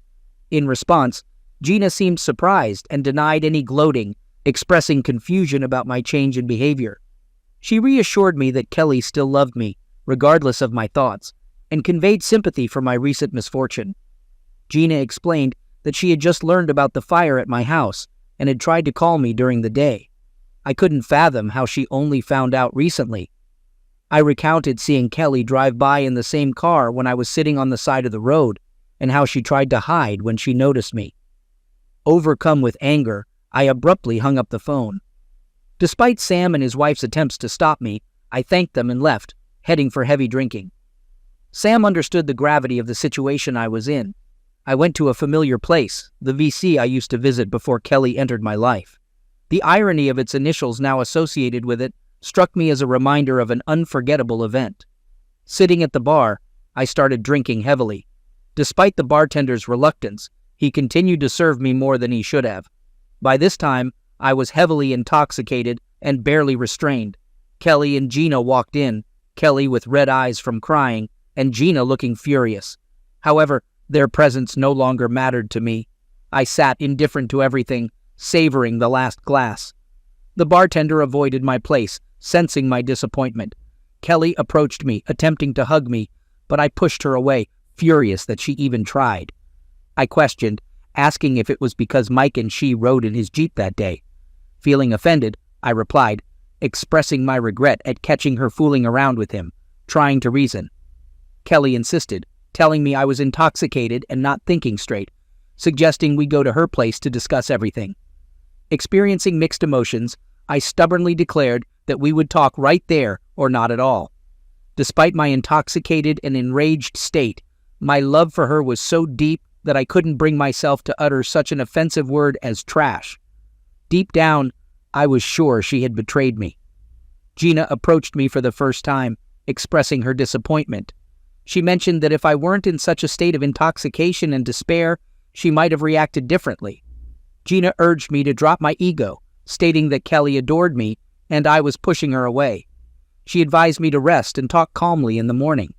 I then spoke about Gina being a wonderful presence in my life for the last 2 years. I acknowledged that in her eyes, I had always been surrounded by some kind of negativity, and she had been wanting me to end up with Kelly ever since day one. I finished the contents of my glass and took the last one left on the bar. As I drank it, a wave of dizziness and numbness came over me. From the excessive amount of drink I drank, my consciousness became confused. Eventually, I lost consciousness. The bartender and the girls helped carry me to Kelly's car. When I woke up the next morning, I was greeted by a throbbing headache. Slowly, I got out of bed and headed to the bathroom. After a while, I was able to get up and move around. To my surprise, my clothes were washed and neatly folded on a chair in the corner of the room. When I got dressed, I realized that my pockets were empty. When I went into the kitchen to have a drink, I saw that Gina and Kelly were sitting there and seemed to be waiting for me. Gina, being her usual clever self, remarked that I wasn't in a good mood. Surprised by her unexpected response, I had anticipated her celebrating a triumph over me. Kelly remained silent, her eyes fixed on the table. Irritated, I faced them, expressing my hope that they were happy now and mentioning that Kelly hadn't slept the previous night. In response to Gina's question about whether I was okay with it, I firmly conveyed that I was far from okay. I explained the trouble they caused the night before, describing the awful sight of my apartment on fire and expressing my frustration about finding refuge in a sketchy bar. Gina revealed that Kelly had contacted my parents, located Sam, and found out where I might be. They had checked several places, and at the last one, my state was shocking. Frustrated, I questioned the motive behind bringing me there, accusing Kelly of possibly gloating and walking all over me. I assumed my parents had asked her to look after me. Looking at Kelly for the first time, I noticed her shoulders shaking, and she was in tears. Feeling desperate, I sank into a chair and stared at the person who owned my heart. Gina, with a stern expression, brought out things hidden in her pockets: a dinner order receipt, a recent clothes purchase certificate, and a charred box containing a ring. Annoyed, she mentioned finding them before washing my clothes and urged me to explain the meaning of these objects to Kelly. Embarrassed, I looked at the receipts in the box, turning red. Kelly had stopped crying and was now looking at me. Before embarrassing myself further, I sought answers from Kelly, questioning why she went with Mike and why she tried to hide her face. She dismissively replied that I couldn't understand. Summoning my resolve, I challenged her to try me and insisted on knowing what was going on. Kelly explained that Mike came to pick her up after hearing about the fire, taking her to check if anything was salvageable. When she saw me in a serious condition on the side of the road, she instinctively decided to invite me to her place. She clarified that it was a misguided action, and she just wanted to help. Kelly urged me to stop being unreasonable, emphasizing that she cared about me more than I deserved. Gina admonished me, pointing out that Kelly was not doing well either. It dawned on me that I had completely misinterpreted the events of the last 24 hours. I realized that Gina had never tried to ruin my relationship with Kelly, and I acknowledged her support for both of us. I recognized the unfairness and insult in my baseless accusations. Gina encouraged us to focus on the love and connection that united us all instead of negativity and suspicion. It is important to trust each other and communicate openly. I understand that you may feel protective of Kelly, but please understand that my intentions have always been sincere and respectful. I genuinely care about Kelly, and I want her to be happy. I hope that you will be able to see this and put aside any doubts or hostility that you may have towards me. I tried to reconcile the two of you. Kelly was thinking about ending her relationship with you and continuing her relationship with Mike. He constantly remembers important dates and details that you often forget.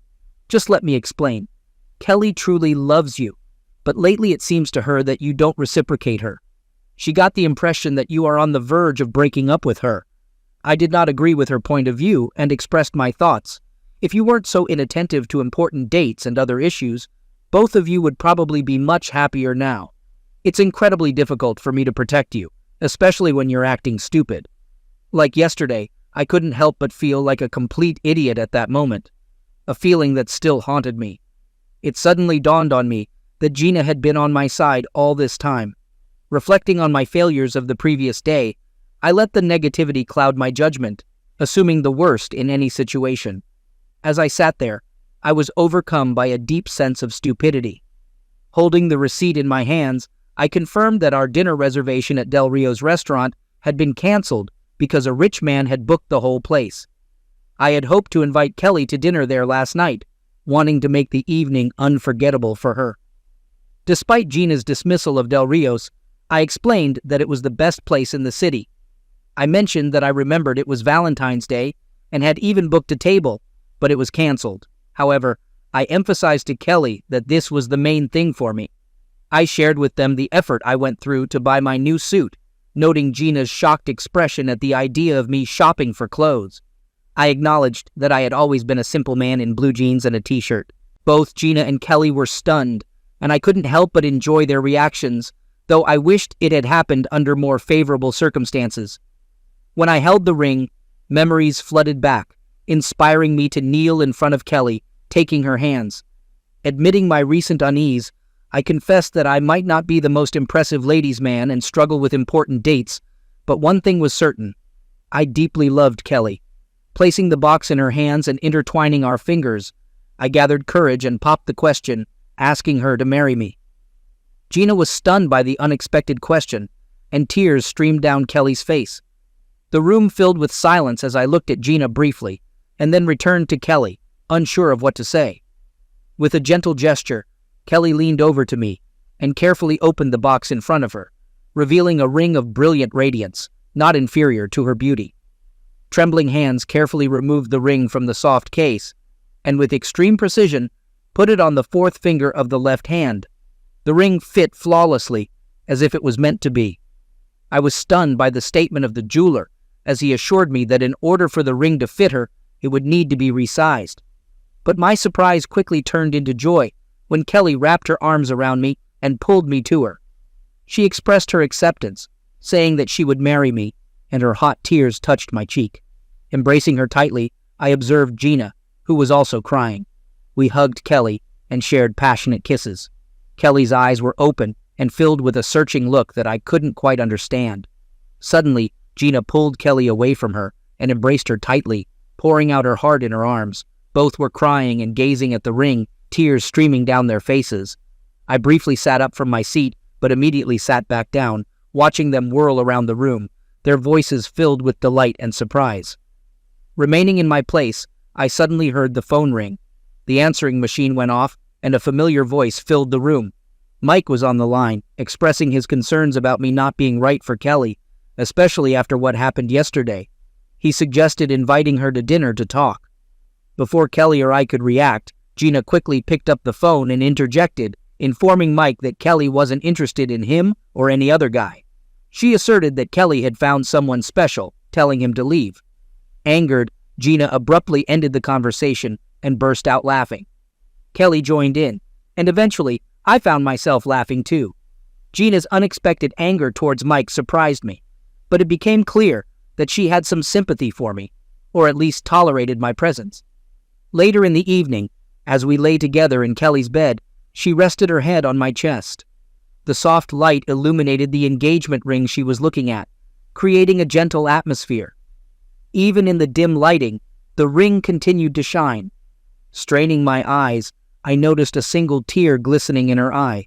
Concerned, I cautiously asked Kelly what was bothering her. After a moment of hesitation, she quietly replied that nothing was bothering her at all. In fact, everything seemed incredibly right and perfect. With irresistible tenderness, she uttered the 3 important words, "I love you, Dave." Soon, we were eagerly preparing for a modest wedding. Kelly was happy. A smile never left her face. Gina helped my future wife in everything. She was always with us. I realized how much I was wrong about Gina. She turned out to be a very good person. Sometimes I felt very ashamed that I thought she wanted us to break up with Kelly. As for Mike, he tried to contact my dear Kelly more than once, but fortunately for me, she avoided any conversations and meetings with him. I was more confident than ever in her love and loyalty. Shortly before the wedding, Kelly pleased me with very exciting news for me. In the evening, she stayed late after work, which greatly worried me, but not for long. Returning an hour later, Kelly said that I would become a father, and she would become a mother. From happiness and confusion, I was speechless. I just couldn't figure out for a few seconds if these were real words or a prank. I understood alone. I was happier than her. My dear Kelly and I had a bright and happy future. Just as I dreamed, my life has turned into a continuous happiness. Gina also pleased us with wonderful news. Her boyfriend finally decided and made her an offer to become his wife. I always had a clear idea of what I wanted in life, a loving husband, a stable home, and kids to raise together. Mark seemed like the perfect fit, steady, dependable, and committed. From the moment we met at a work event, I knew I could win him over. The excitement of pursuing him and seeing him fall for me was thrilling. The early years were exactly as I imagined, but after having kids, something changed. Mark stayed a great husband and father, but I grew restless, wanting more than the predictable life we had. Among our friends, I was always in control, balancing everything perfectly. Erica, with her beauty and charm, sometimes threatened that balance, but I knew how to handle it. I could get what I wanted, not just from Mark, but from everyone. I played the role of loving wife, devoted mom, and supportive friend while always plotting my next move beneath the surface. This photo brings back memories of all of us together, probably taken at Erica's birthday. By then, we'd likely finished 2 bottles of wine based on the grin on Annalise's face. Kara was laughing uncontrollably with Val teasing her at the end of the table. It's a great shot of the 5 of us. I remember the cute guy who took it at Erica's request while putting away glasses. Erica always gets her way, thanks to her model-like looks. She moves through life easily, with her summer dresses, blonde curls, and long lashes. Her husband is a builder, rugged, always in jeans and a worn-out t-shirt with messy, sandy hair she's always fixing. Kara, with her dark hair and athletic build, is a fitness trainer. She's shorter than Erica, but still taller than the rest of us. Despite having 3 kids, her toned stomach shows no sign of it. Her husband, a gym manager, is just as fit. Kara is always talking about how they run together. I'm sure they're active in other ways, too. Val, a heavier woman with short brown hair, always knew how to hold her drink. She keeps her hair short because she's always busy, managing 2 rowdy boys while their father sits by uselessly. I wouldn't tolerate that, I once said, but Val handles it. She's a natural leader, even with our kids. At the park or beach, Kara doesn't mind when Val takes charge. For Kara, it's like a break. Annalise is a slim, recently divorced blonde, but don't be fooled. Her hair color is fake. I know because we go swimming after dropping the kids at school, and I've seen her completely. This sounds rude, I say out loud. Maybe I should apologize. In the photo, my eyes are drawn to the second person from the left, looking directly into the camera. Not fat or thin, tall or short, holding a glass near her lips. That's me. In a summer dress, brown hair clipped back, I'm the only one aware we're being watched while the others laugh. I'm Polly, with a husband who earns well at the same insurance company I left to raise our 2 kids. I sacrificed my career for motherhood, sitting there barefoot in strappy sandals. We're at dinner at a nice restaurant. There are 4 of us. I'm in a little black dress, sitting across from Erica's husband, Harrison. Erica is next to me, across from my husband, Mark. He came straight from work in a suit, neatly groomed, smiling at something Erica said.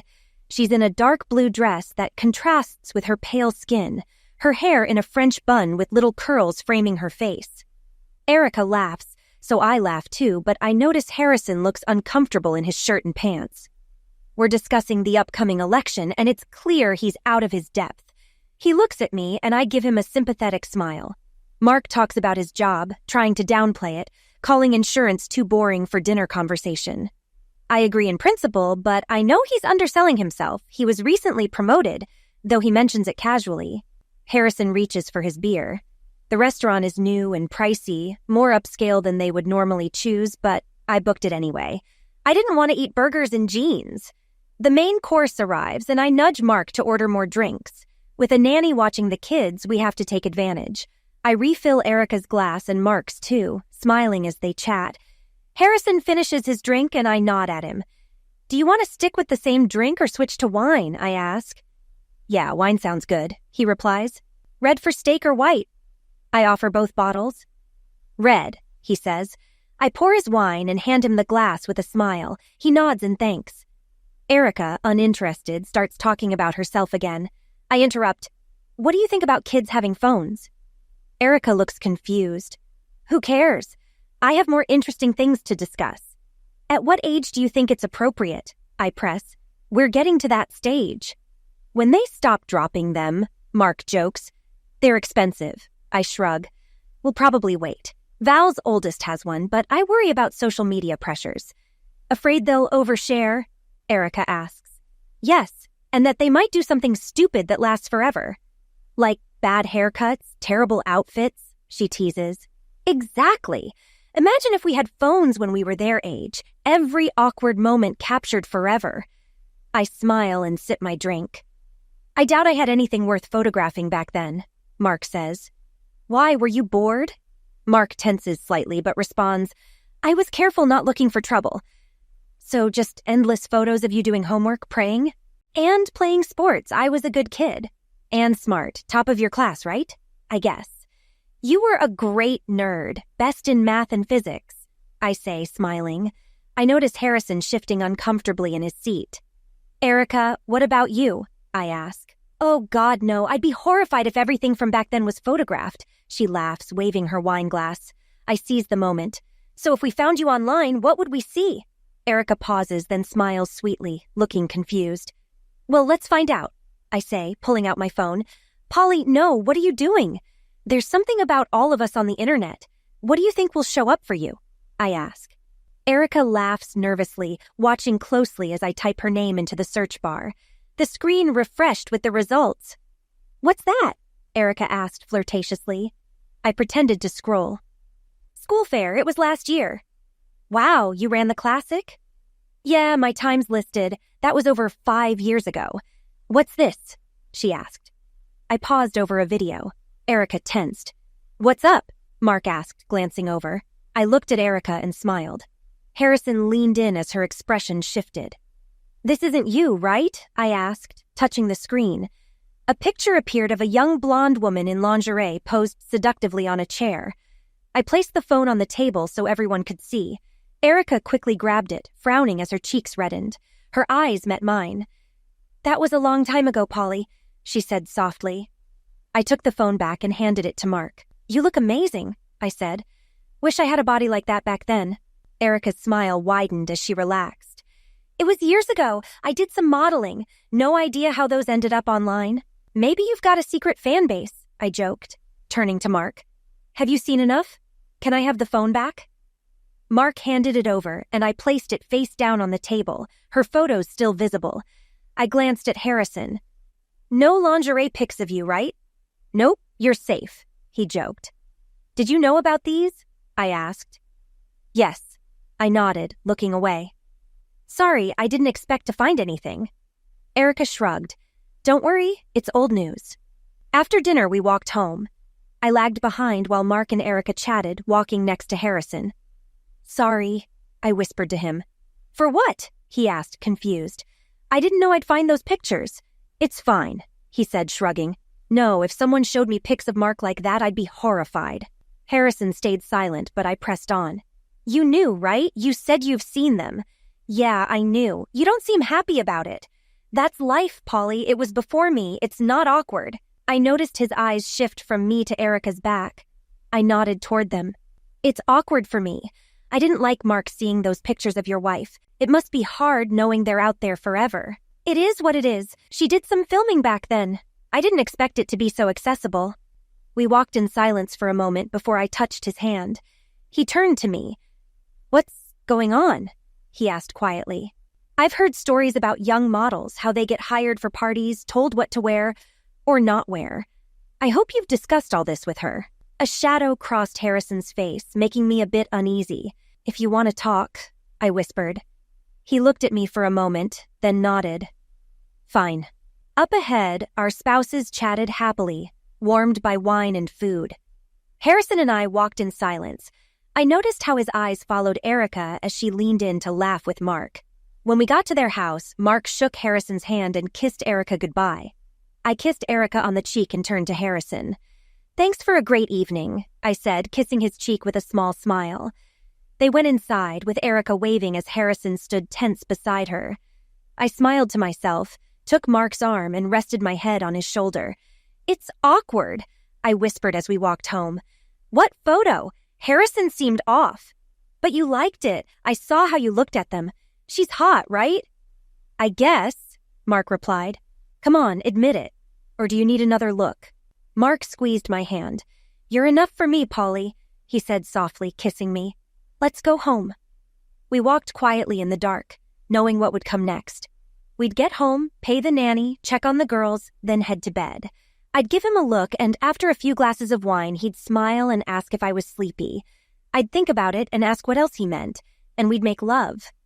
Finding the photo wasn't easy. Posting them online under a fake account and creating a reason to bring them up was simple, though. Erica had told me about her modeling days after a few glasses of wine. She was eager to share her secret, making my task easy. I spent a day at the library searching through fashion magazines until I found the right issue and got a good scan. The next day, I visited Erica for coffee after dropping the kids off. We do this often. I followed her through her beautiful home into her stunning kitchen. Passing a wedding photo, I glanced at it. Erica looked younger, but her body hadn't changed much, even after kids. Harrison, in his tuxedo with his clean-shaven face, had his strong arms wrapped around her. Erica's kitchen is beautiful and still smells of fresh paint. Harrison did a great job, I notice. He has good hands, Erica comments, seeing me admire the space. I smile. And a good eye, I reply. My fingers glide over the white marble island. Thoughts flood my mind. Stone countertop. A bit cold, isn't it? I remark. In what way? She asks, raising an eyebrow. You know, to sit or lie on, I tease. Erica laughs. I have no clue what you mean. Come on, it's a new kitchen. Doesn't it need some consecration? She gives a half smile while arranging coffee cups, placing mine on the countertop. Your mind is dirty, Polly, she says. And so what? I respond, earning a small smile from her. Yeah, it is a bit cold, she admits, laughing. I sip my coffee. Could he make me one of these? We're planning a kitchen remodel, and I love how he did yours. I can ask, but he might not have time soon, Erica replies. Why not? I ask, genuinely curious. He's got a big job, tearing down part of a house and adding space on the coast. He'll be there for a couple of weeks for the foundation and frame. Good money, right? Definitely. I'll ask him after this. He still needs to finish our bedroom, but there's a lot on his plate. Builders' houses, I say knowingly. Exactly. They're never truly finished, she agrees. What's your plan? I ask innocently, already knowing she'll talk about herself. Come on, I'll show you, she says with a smile. We grab our coffees and head to the master bedroom. It's all on one level in a spacious area Harrison bought through a friend. I've seen this bedroom before. We're thinking of expanding to make room for a bigger bathroom and a walk-in closet, Erica explains, gesturing with her coffee cup. I lean against her dressing table, listening to her excitedly describe the plans. Instead of fully focusing, I begin to form a complex idea based on what she's shared. As they say, he who doesn't risk doesn't win. After her tour, I nod approvingly. As she leaves the room, I change the subject. Behind her, I notice one of her earrings is missing. Harrison arrives at 9. It's a weekday, so my husband Mark is already at work. I let Harrison in and lead him to the kitchen, admiring how good he looks in jeans. Thanks for stopping by, I say. You heading to the coast soon? I ask. Yeah, I have to drive an hour after this, but at least it's outside rush hour. That sounds like a lot of work, I comment. They want literally everything. We all want everything. It depends on what we can get. Coffee? I offer. Harrison surveys the kitchen before looking at me. No, thanks. I just want to get in the car if that's okay. Of course. So what do you think about the island table? Erica mentioned it. I think she'd love one here, I say, smiling at him. He smiles back, sending a thrill through me. I'd love a smooth stone surface like this. I wish I could lie on it in just my stockings like a banquet platter for Harrison. Let me see, Harrison says, pulling out a tape measure. I'm considering a stone countertop like the others. Can you do that? I can do anything, Polly, he replies with a grin. I have no doubt, I say. As he measures the kitchen, I find his rugged features appealing. He's not taller than Mark, doesn't earn as much, and isn't as smart, but maybe that's part of his charm. Harrison left school at 16 to work with his strong hands, while Mark is complex, witty, and thoughtful. Harrison is here to get the job done without overthinking. I keep an eye on him, answering his questions about appliance placements and fittings. Do you need to clear this with Mark? He asks. No, I'm in control, I reply. Good. What Polly wants, Polly gets. He laughs. Exactly. How does Erica feel about you being away for 2 weeks? I ask, changing the subject. She doesn't like it, Harrison admits. I can imagine. I feign sympathy. Harrison sits up, frowning. I mean, you help her a lot, like picking up the kids. She'll miss that. Yes, she'll manage alone for 2 weeks. Erica's show is on solo. I smile, trying to keep it light. My heart races and I feel a blush creeping in. But she has you, Polly, he says softly. Yes, I reply, forcing a smile. I see his eyes change, sensing something. Just yes, he prompts. I nod and Harrison rolls up his tape measure, shifting his focus back to me. What, Polly? He asks, concerned. My smile fades and I look away. Well, I sometimes cover for her, I stammer. Are you covering? He presses, his frown deepening. Sort of. It's not hard for me to pick up the kids from school. She usually arrives an hour later. You know they love playing in the park. How often does she ask you? Harrison continues. I shrug, glancing at my hands. Maybe once a week. Is she saying no? I asked once and she said she was stuck in traffic, but I don't know where she was coming from. Harrison goes quiet, and I can almost see him processing my words. I laid it on thick, but Harrison isn't great with subtleties. Is there something you want to tell me? He asks. I lift my chin and meet his gaze. I can see it in his expression, and my heart pounds at the recklessness of what I'm about to say. If it helps, I've never seen any evidence that she's cheated, I tell him. His eyes flash. It's probably innocent, I add. The tension in his jaw tightens, and he replies hoarsely. That's good. Yes, sometimes these things come out and everyone knew but you. But that's not the case here. We don't gossip behind your back. I hope not, he mutters. I place my hand on his arm, feeling the roughness of his skin. I'm serious. If I knew anything, I would tell you. You deserve the truth, Harrison. Thanks, Polly. That means a lot. I squeeze his hand lightly and smile. But you're worried, right? Harrison pulls back, running his hand over the tabletop, suddenly focused. No, he croaks. Well, yes, maybe. I understand. She's so beautiful. It's tough to constantly look over your shoulder. He doesn't respond, his eyes fixed on the smooth surface.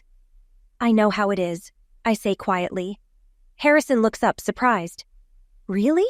How do you know, Polly? What's going on? I shrug, looking down again, avoiding his gaze and shaking my head slowly.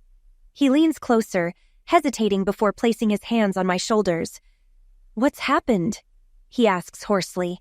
I count to 5, then look up at him, blinking as if holding back tears. I don't know, I mumble. I just know he's hard to reach sometimes. I call and he doesn't answer. There's more, but it feels silly. Tell me, he insists. It's like I put 2 and 2 together and get 16, I reply, biting my lip to catch his attention. He stares at me, concern etched on his face. He started coming home late on Wednesdays, I admit. Harrison frowns, and I can almost hear the thoughts racing in his head. Wednesday is Erica's netball day, right? I whisper. He nods. I hold my breath wide-eyed. My lip trembles, and a storm brews inside me. Without thinking, I step forward and press my face to his chest. I count my heartbeats, and when his arms wrap around me, I feel weak with excitement. Suddenly, I start crying for real. I'm hugging my best friend's husband in my cozy kitchen, my tears soaking into his shirt as I feel safe in his strong embrace. What should I do? I sob. He sighs heavily. I don't know, Polly, I really don't. I smell him and feel his heartbeat next to my face. He believes me, and a wave of pleasure washes over me as I smile quietly to myself. Finally, I manage to pull away, but I need to plant the seeds for my next steps. Harrison must accept the plan. This is all silly, I gasp, but I just have this feeling. Can you do something for me? His eyes are dark and intense, his face serious. Sure, what? Don't tell her anything. I won't tell Mark either. If I tell him my thoughts, he'll think I'm stupid, I whisper, blinking back tears. Harrison cups my cheek gently, concerned. Everything is going better than I expected. It's just, there's no evidence. If I say anything now, he'll think I'm silly. I look at him. I'm not silly, right? No, Polly, you're not silly. Then will you do it? Yes. We need to find out for sure. Yes. I feel dizzy with excitement. I hug him again and he embraces me back. This time I don't pull away. The hardest part is over. Annalise is nervous and it's gotten worse since her divorce. She's always been sensitive, which might explain why he left her. In contrast, Val is a force of nature. Watching her bustle around with Annalise following makes it clear who the alpha female is. We're preparing for the annual school quiz at the local bar's second-floor room. This is the main fundraising event for the TA, and for Val, it's everything. She's determined to break the fundraising record this year before new parents take over. It's petty, but this is her world. Most of us used to have high-paying jobs that matched our husbands' careers until life changed that. Now we're supermoms, managing households, raising kids, funding new sports equipment, and staying fit. It's ridiculous how we squabble over who's in charge, like we're back on the playground. Val thinks she's the alpha, but she has no idea. I am. I've noticed there are two types of people. Type A, who always have a plan, and Type B, who go with the flow. I'm Type A. I'm in control and usually get what I want. I set out to find a loving husband with a reliable income, and I chose Mark. I had many options, but I targeted him. The chase was fun, but it wasn't hard. I started working in February, and by mid-year, he was begging me to make our relationship official at a corporate party. My success lies in knowing what the other side wants. With Mark, it was flirting. He enjoyed my teasing, which gave me control over when I would respond. Mark is reliable, very reliable. I often tell people he's good with numbers, and when he engages in conversation, I give him a sly smile that boosts his ego. In reality, while he's competent in math, his skills in bed are predictable. Early in our marriage, I tried to spice things up, but it never worked. I realized Mark wouldn't change, and I needed a new plan. Annalise is different. She never has a plan. After her husband left, she's been raising a daughter and a son in his terrible twos. She had him in a desperate attempt to save her marriage, which was terrible timing. One night, after nearly a bottle of wine, she broke down on my sofa while I played the supportive friend. Annalise is a prime example of what happens when you can't pull yourself together. A few years younger than us, she has a lovely daughter who looks just like her. Annalise is slender and pretty, but her bright smile is now rare as she raises 2 kids alone. Instead of working on a better partnership, she thought having another child would revive her relationship. Now she's off the dating market, burdened with a toddler and no time for herself. There's an old saying, don't quit a job until you have a better one lined up. Annalise exemplifies what happens when you ignore that advice. After an hour in the hall, we sip our coffee. It's just me, Erica, and Annalise. Val went to pick up tables from the rental company. Annalise grabs her bag and apologizes, saying she signed up for a gym class while leaving her son with her mother to stay in shape for a future relationship. Erica, keep an eye on her, I say, nodding at Annalise. She's going to wear herself out. At this rate, maybe even sooner. Erica laughs lightly. Poor woman, I add. Yes, Erica agrees. I focus back on Erica, who is sipping her half-finished coffee, her long blonde hair pulled back. Now that we're alone, she seems thoughtful. What's new with you since we've been chatting? I ask, smiling. Nothing special, she replies, looking away. I study her for a moment before pressing further. But there's something. What's on your mind? Erica sighs heavily and leans back, nervously drumming her finger on her cup. I stay silent, giving her space. I don't know, she finally mutters. Job? House?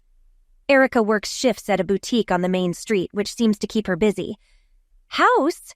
I clarify, but she stays silent, her tension rising. Bedroom? I ask slowly. She nods, and I keep my expression serious, wanting to hear her out. Yeah, she admits. It's like, I can't explain it. Are you feeling out of place? No, it's not about me. Here's the thing. I'm fine, but something is wrong with him. I just don't know what it is. Have you talked about it? Erica shakes her head. I tried, but it was like talking to a wall. He just shrugged it off. Maybe he has his own issues. His client has been difficult. She crawls around the construction site looking for defects, but that's not new and hasn't affected our relationship before. I lean over and take her hand. She looks up, and our eyes meet. For a moment, I imagine how Harrison would react to those blue eyes, how they could melt anyone. This is one thing I can't control. I've been through this before, I admit softly. I had to figure it out myself. This piques Erica's interest. How? She asks. We need to distract them from this. I'm dealing with the same situation with Mark, believe it or not. Erica winces, but shows interest in my idea. Oh, honey, I'm sorry. It's okay. Actually, it might be good. Do you want to know how? Yes, she leans in. I realized that if the bedroom gets cold sometimes, you have to freeze everything first to warm it up again. Erica frowns, confused, but keeps her hand in mine. I continue. It's simple, dear. No need to push. Just take Zex off the table. She laughs. So, you're saying the cure for a lack of Zex is a Zex diet? Yes. If he's not giving you what you need, keep him hungry until he does. Erica pulls her hand away, finishes her coffee, and looks at me over the rim of the cup, her blue eyes sparkling. She smiles as she sets the cup down. I've got you, honey, I say. Stick to my plan and I'll help you. It's either madness or genius, Erica replies. This is genius. Trust me. Follow the plan and everything will work like magic. How long? She asks, leaning forward. It depends. How long did you last with Mark? I shrug as if it doesn't matter, then quietly say, we need to wait at least a few weeks. How long are you going to keep it this time? Have you decided? I see the seed I've planted growing, feeling warmth inside. I smile at her. He'll get the full 4 weeks, I tell her. I finish my coffee and we part ways, each leaving with a smile. Erica has a plan, but it's really mine. Mark comes home with flowers, and I have no idea why. You know when my birthday is, right? I ask at the front door. Yes, he replies, leaning in for a quick kiss as I take the bouquet, feeling like I've just performed. Beautiful, I mutter, inhaling their scent as he smiles. Mark thinks he's done everything right. The kids are in bed, and then we'll go to bed. I know this routine. I've been here before. We go through the usual routine, dinner, kids, and cleaning. Mark is still in his shirt and trousers while I'm in jeans since I have nowhere to go. The flowers in a vase subtly fill the air with their scent, and I've opened a bottle of red wine. Want some? I ask, holding up the bottle. Absolutely, Paul, he replies. I pour us both a glass and hand one to Mark. He gives me a small, genuine smile that shows how much he cares. I return it. Mark is a good person, a faithful husband, and a great father. There's no need to look elsewhere to fulfill my desires. He takes a sip and moves closer. You're beautiful, he says softly. I want you, Paul. Shall we go upstairs? I tease. What about the kids? He asks, though I hear the excitement in his voice. They should be fast asleep by now. He kisses me again. He brought me flowers, cleaned up, and put the kids to bed. It's amazing what a motivated husband can do. Okay, I say quietly, and he smiles. Mark is about to get what he wants. He takes my hand and leads me upstairs. We make love. I love you, Polly, he whispers afterward. I love you too, honey, I reply, though I'm not being truthful. Are you ready? Mark asks, his nerves palpable. We need to be at the quiz in half an hour. Almost, I answer from behind the door. Do you want to load the kids into the car? Have they packed their overnight bags? Yes, they're downstairs ready to go. I let a few strands fall from my French braid, framing my face with my smoky eye makeup and rich maroon lipstick. I'm finally satisfied with my look. One more thing, I call out. Who's driving today? It's up to you, he replies. I turn away from the mirror and walk barefoot across the tiled floor. There's a lot at stake today. I have a plan, but I'll need luck as well. If everything goes right, it'll be worth it. I open the door and step into the bedroom in just my underwear. Mark turns and freezes when he sees me. I was hoping you'd volunteer, I purr, not waiting for a response. I head to the wardrobe and pull out my favorite black stilettos. They're high and will hurt my feet, but when I wear them, they shape my calves into slender curves beneath the thin stockings. I take the black wrap dress off the hanger and put it on. I can feel my husband's gaze on me. When I think he's seen enough, I turn around. He's standing there with a tie in his hand. I walk over, swaying my hips in my high heels, take the tie from him and wrap it around his neck. After tying a knot, I smooth his shirt with my hands. So? I ask softly. Like what? He mutters, still captivated. Are you going to volunteer? Don't drink today, be a responsible parent. This has its advantages, I say, standing on my tiptoes to give him a light kiss. Put on your shoes, we're running late. I head for the door without looking back, knowing he's watching me as I walk out of the bedroom.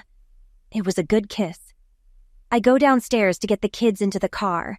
They're spending the night at Erica and Harrison's so we can share a babysitter. Even though we don't need to dress up for the quiz, many of us do, enjoying the chance to feel like we did before kids, attending balls or corporate events. I feel the tightness of my underwear under my dress. I don't have to wear it, but tonight requires a little luck, so I'm prepared for anything. I buckle the kids into the car just as Mark leaves the house. I give him a smile. The room is packed and Val is in her element. There are 20 tables filled with parents chatting and drinking. Mark is across the room with Harrison and some other dads. I watch their conversation, trying to gauge their body language. Is Harrison acting distant? I need to be cautious. Val has a seating plan, or at least she accepted my suggestion to separate the couples, which will help new parents avoid splitting into their own groups. I glance at Val. Are you ready? I ask. Yes, do you think we can start? She replies. Yes, do you have a microphone? Val finds one by the prize table. Okay, I'll sit down, I tell her, heading toward Mark. He notices me and nods as the group opens to let me in. We're ready to start, I say. Have you figured out the commands? I ask Mark. Yes, we're at this table and… Yeah, I see. Mark frowns. Val really wants us not to sit together. How about this? I suggest. You sit at Annalise's table and I'll sit here. I turn to Harrison, who is sipping his beer. Quizzes aren't really his thing. Harrison, where do you want to sit, with Mark or with me? I don't know, I don't care, he replies. But I'm indifferent about where Harrison spends the evening. Erica approaches with papers and pens, distributing them to the tables. Honey, why don't you sit with Polly? I'll sit with Mark, she says. Harrison looks a bit uncomfortable but agrees and takes his seat. I move closer to my husband. Are you happy with this arrangement, dear? I ask. I think it'll be more honest if I sit with Harrison, I say quietly. Are you against me? I tease. Seriously? Mark replies with a smile. Are you ready for the competition? May the best man win, he grins. I'll grab some drinks, I say, heading to the bar. Knowing everyone will be drinking, I order a couple of beers for Mark and Harrison. This will be Mark's last since he's driving.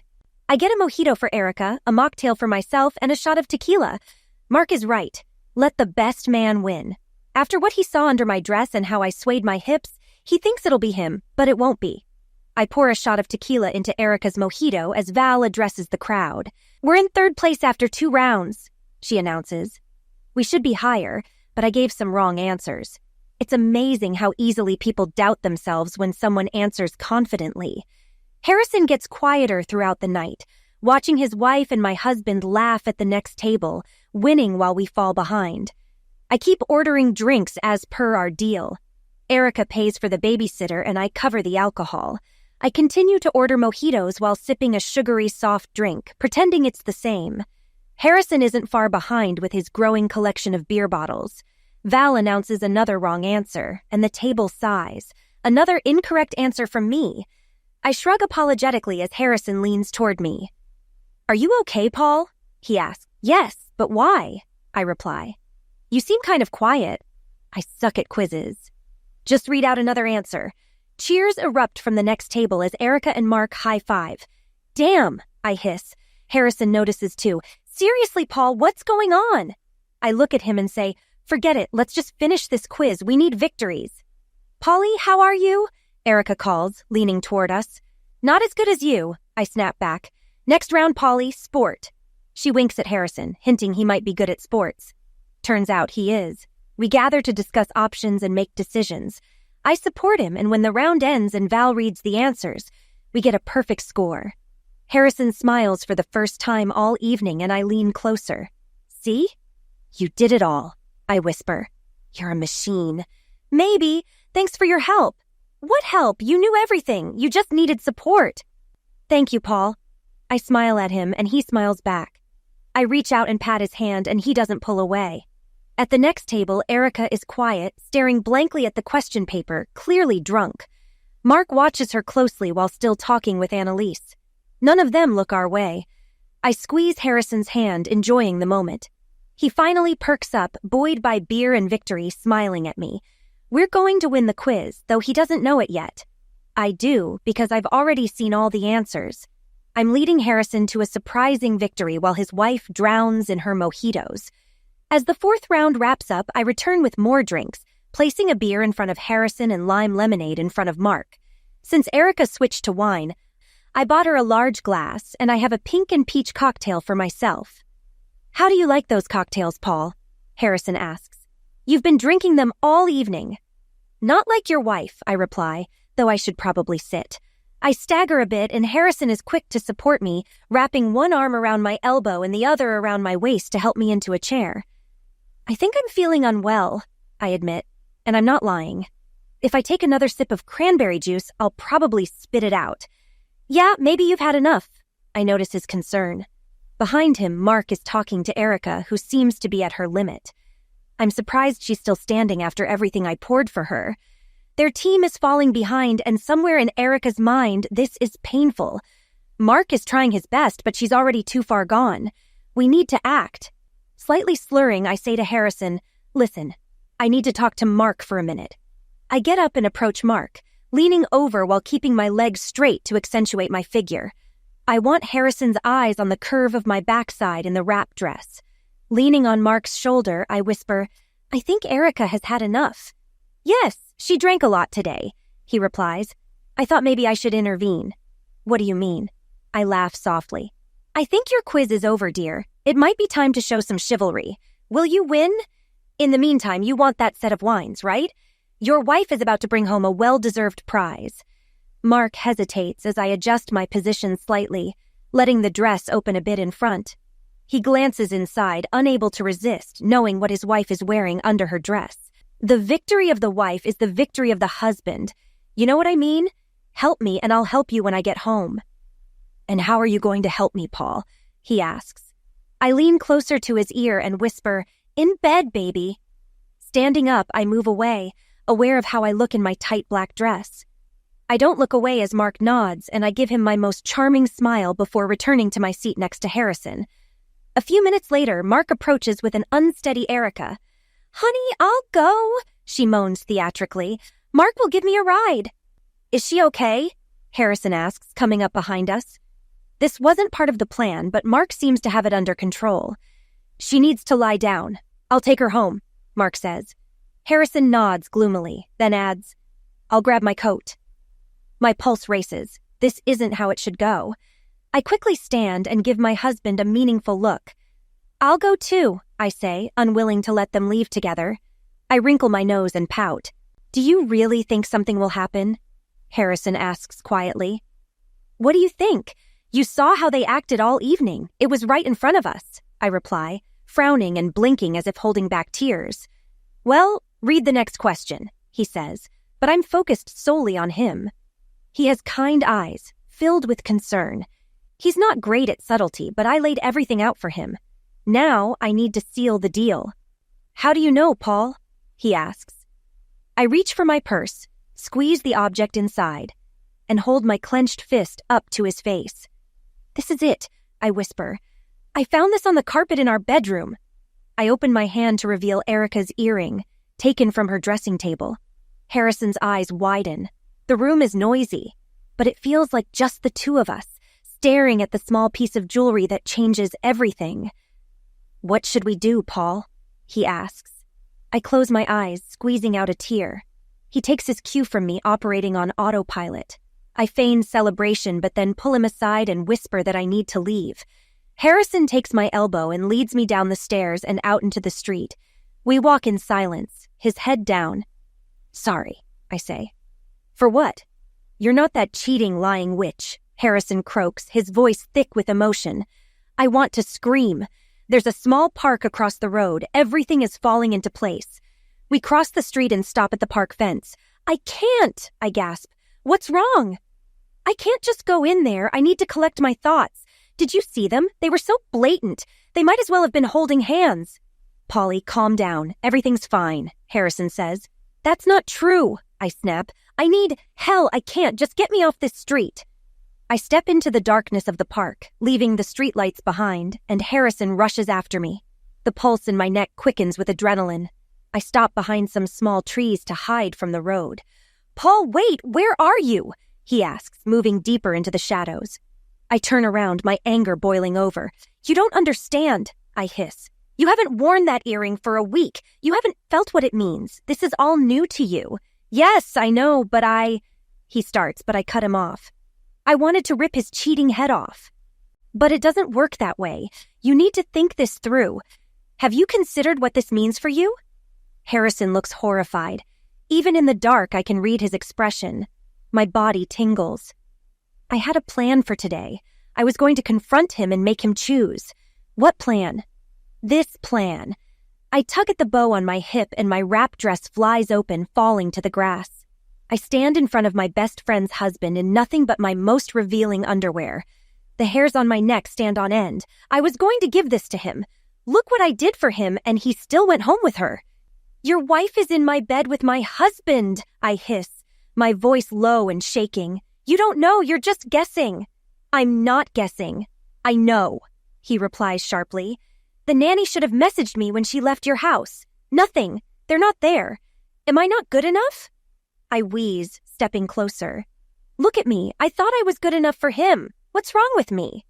I lift my face to his, searching for an answer, but all I see in his eyes is confusion and sadness.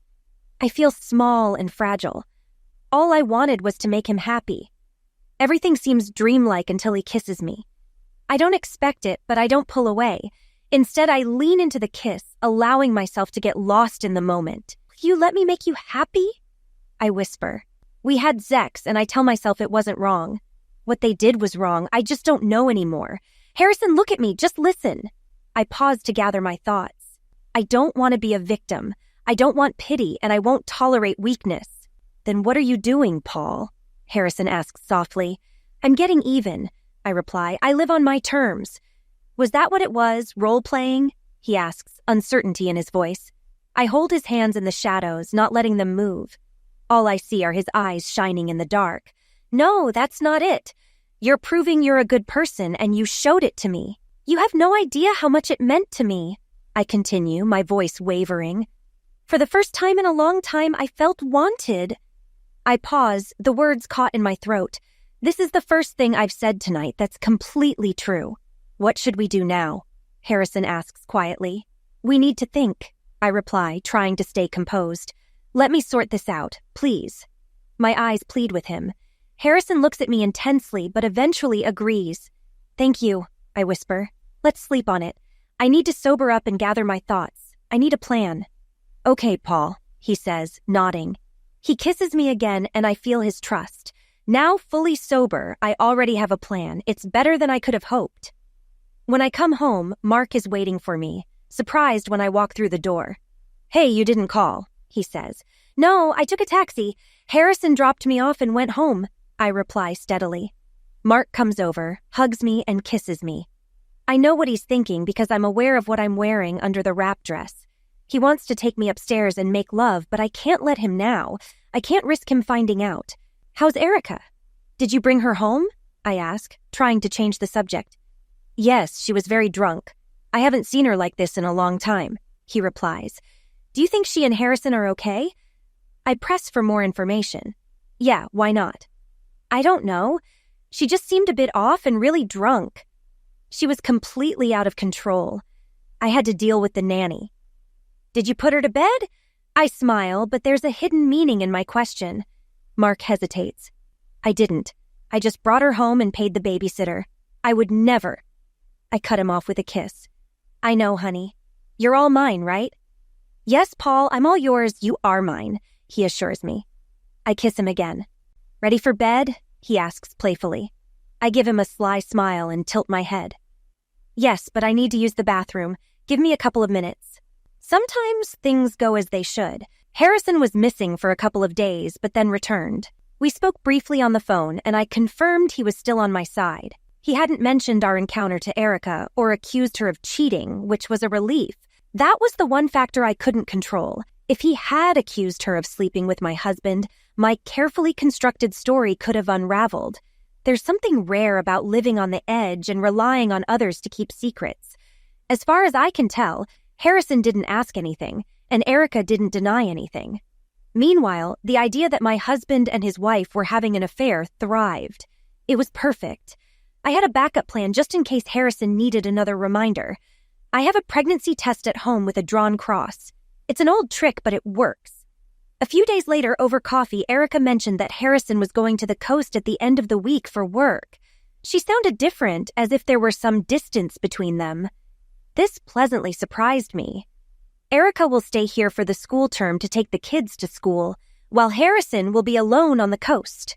When Mark eagerly accepted my offer to take our kids on a weekend camping trip as a daddy-daughter adventure, I felt like I had hit the jackpot. My family will be camping far away, and Erica will be home, leaving Harrison just an hour away from us. By chance, I caught Harrison at school in the middle of the week. He was wearing his usual jeans and an old t-shirt with a hole in the waistband and a paint stain on the chest, but he still looked good with his wild hair and 3-day stubble. I approached him, weaving through groups of moms. "Hi," I said. "Polly, how are you?" "No, really, how did it go after the quiz?" he asked. Harrison shrugged, glancing around to ensure no one was listening. "Oh, as expected. After she emptied the bar, she fell asleep on the bed, still in her dress. Any signs?" "What do you mean?" "You know what I mean." "Honestly, I couldn't tell. She might have just passed out, and after that, I didn't check. Not after that." He fell silent, and I knew we needed to talk. "Yes, after that," I muttered. "I wanted to say thank you. I felt overlooked. You were so kind." "You were so damn hot, Polly. I never expected that." "You're a good person. You deserve better. You've been so good to me." I gave him a quick smile, and he returned it, boosting my confidence. "I was thinking we should figure out what happened. Erica said you're leaving for the coast tomorrow." "Yes, for 2 weeks. Why? Mark is taking the girls camping after work on Friday." "What do you mean, Polly?" "I'm not asking, I'm offering." I watched his reaction, knowing that while the moment in the park felt right, agreeing to repeat it soberly was different. I felt like I was holding my breath. "Okay, come." "When?" "Friday night." "Sure. I'll give you the address." I couldn't believe it was that easy. It felt like he crossed a line. I can't believe I'm going to the coast on Friday night to have sex with Harrison, I thought, already planning what to wear. "Here they come," Harrison said, turning toward the gate. I glance back, but my thoughts drift to spending the night with him, waking up together and pretending to be a real couple. I can't wait. The drive along the coastal road is slow, tangled in traffic. I could have left later to avoid the mess, but delaying even a minute feels unbearable. I'm wearing a cotton summer dress, short enough to tease but long enough to cover my new underwear. I plan to pull down the straps, unzip it, and show off. I've prepped for this moment with fresh makeup, new lingerie, polished nails, and a trip to the hairdresser. I want to be Harrison's fantasy tonight. Oddly, Mark doesn't even cross my mind. Good old Mark, the father of my children, faithful husband, and reliable provider. You could always count on him. But today I feel free for the weekend, stepping outside the boundaries of my usual life. It feels wrong, yet fair. Why should my life stop just because I had his children and put on his ring? If I have the chance to embrace Harrison, why refuse? As I drive, my mind races with thoughts of what we'll do together. When I finally arrive, I'm trembling with anticipation. Finding the address was tricky. I had to turn onto a narrow side street in a small coastal town. The house sits at the base of a hill overlooking the ocean. It's one of those country homes city families own, currently empty except for cement mixers and piles of lumber. I stop at dusk, get out, and walk to the front door to knock. But there's no answer. Peeking through the window, I see a living room filled with covered furniture. I circle around to the back and notice the house is under construction. I navigate the muddy ground toward the fence, but Harrison is nowhere to be found. Just then, my phone buzzes with a notification. It's Harrison, telling me to find the guest bedroom and wait for him. He left something on the bed. Curious, I make my way through the construction site until I reach a more livable area. The kitchen is untouched, and after walking down a short corridor, I find the bedroom. On the bed is a small bag with a note attached. I pick up the note and read it twice to ensure I understand. Written in sloppy, large handwriting, the message is blunt and completely unexpected. Harrison had been thinking about me in the park. He notes that what I did isn't something his wife Erica would ever do. He feels we're more alike than he realized and confesses he has desires he hasn't revealed to her, but he feels safe exploring them with me. He wonders if we should keep this secret and see where it leads, saying he's never met anyone like me. I'm stunned. Glancing between the note and the small bag, I'm in shock. "Oh, Harrison, I'd love to be your fantasy," I think. It's too tempting to resist. The bag contains a blindfold and handcuffs. I pick them up, examining them. This is the last thing I expected from him. I've never tried anything like this. Mark would have run away in horror if I ever suggested it. But now I decide, I can do this for him. I can lie here and wait like this.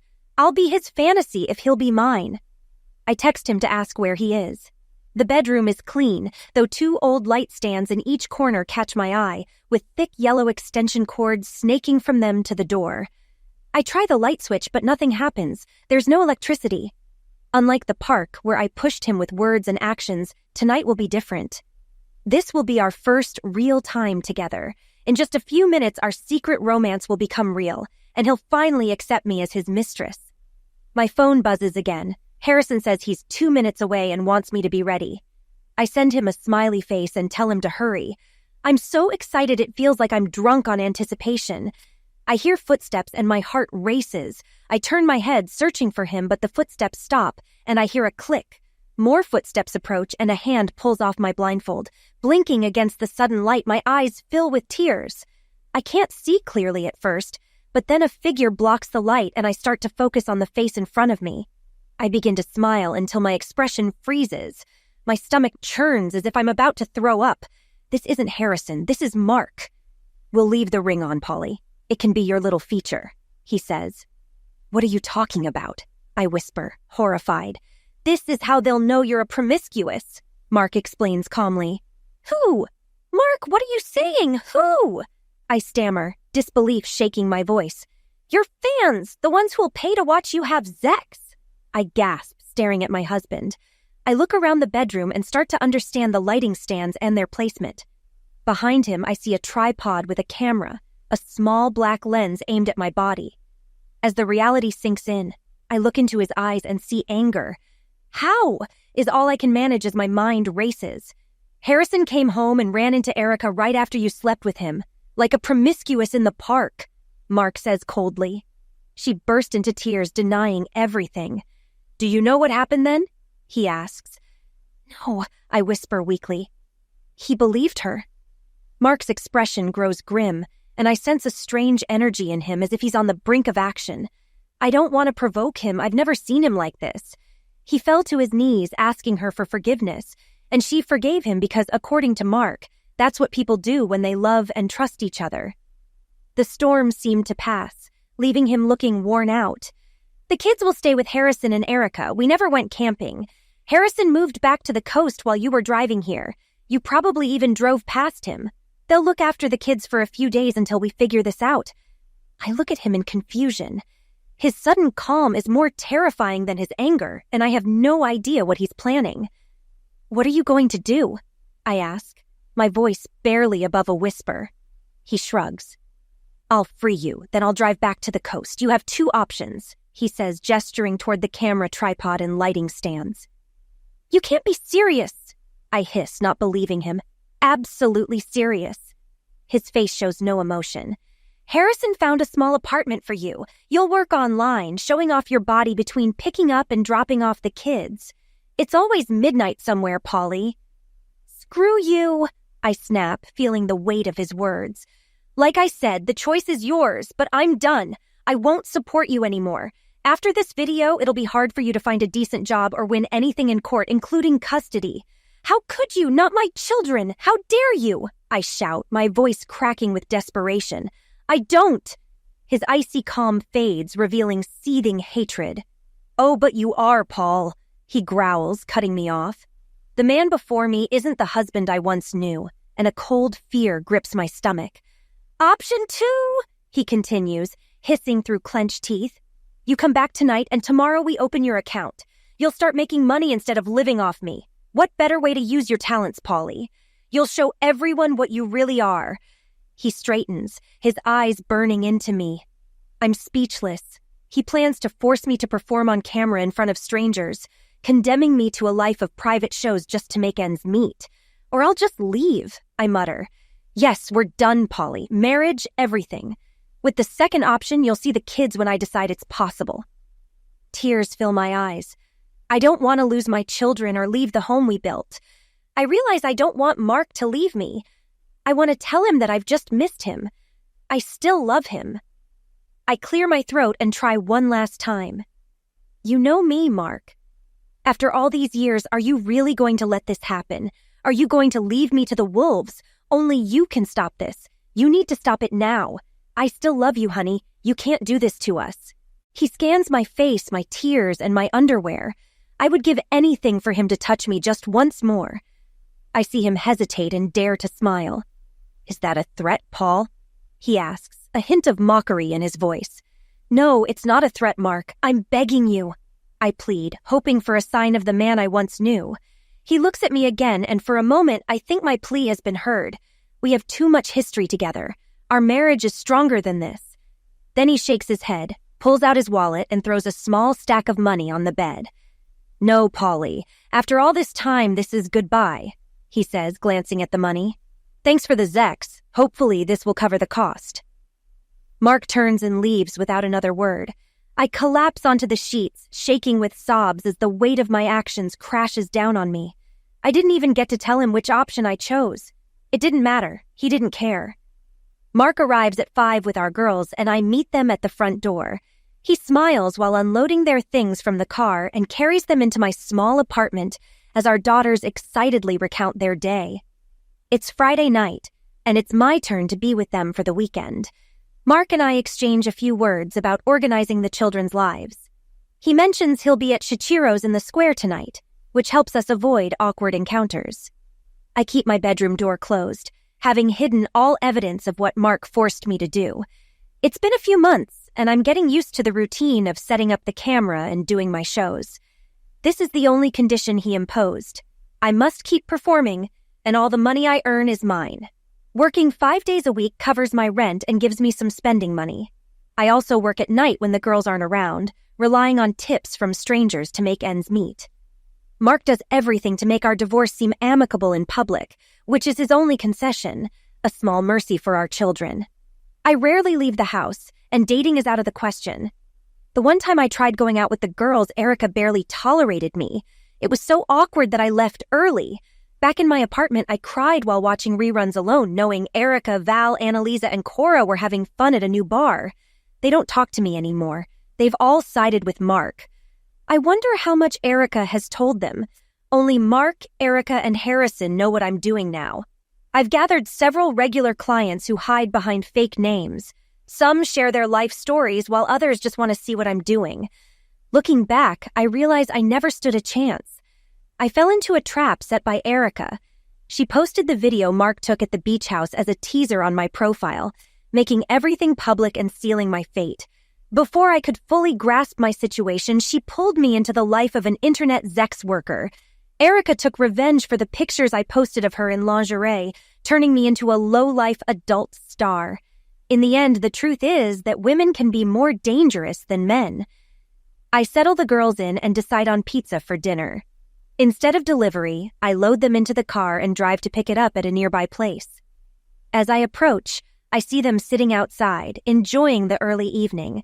Erica is in jeans and a blouse that shows off her model-like figure, laughing with Harrison, who looks sharp in a light blue shirt. Mark pours wine and makes a comment while Annalisa talks animatedly, looking beautiful in a summer dress. She touches Mark's hand. No, not my husband, my ex-husband. They're all laughing and raising their glasses as if celebrating something. I wonder if they realize what they've done. This happiness belongs to me. I brought them all together. Erica and Harrison are closer than ever. Annalisa has found love, and Mark is moving on. From my spot waiting for the pizza, I watch Annalisa touch Mark's arm. He gives her a soft smile that breaks my heart. They should be grateful for how things turned out and stand in line to thank me for their happiness. But they won't.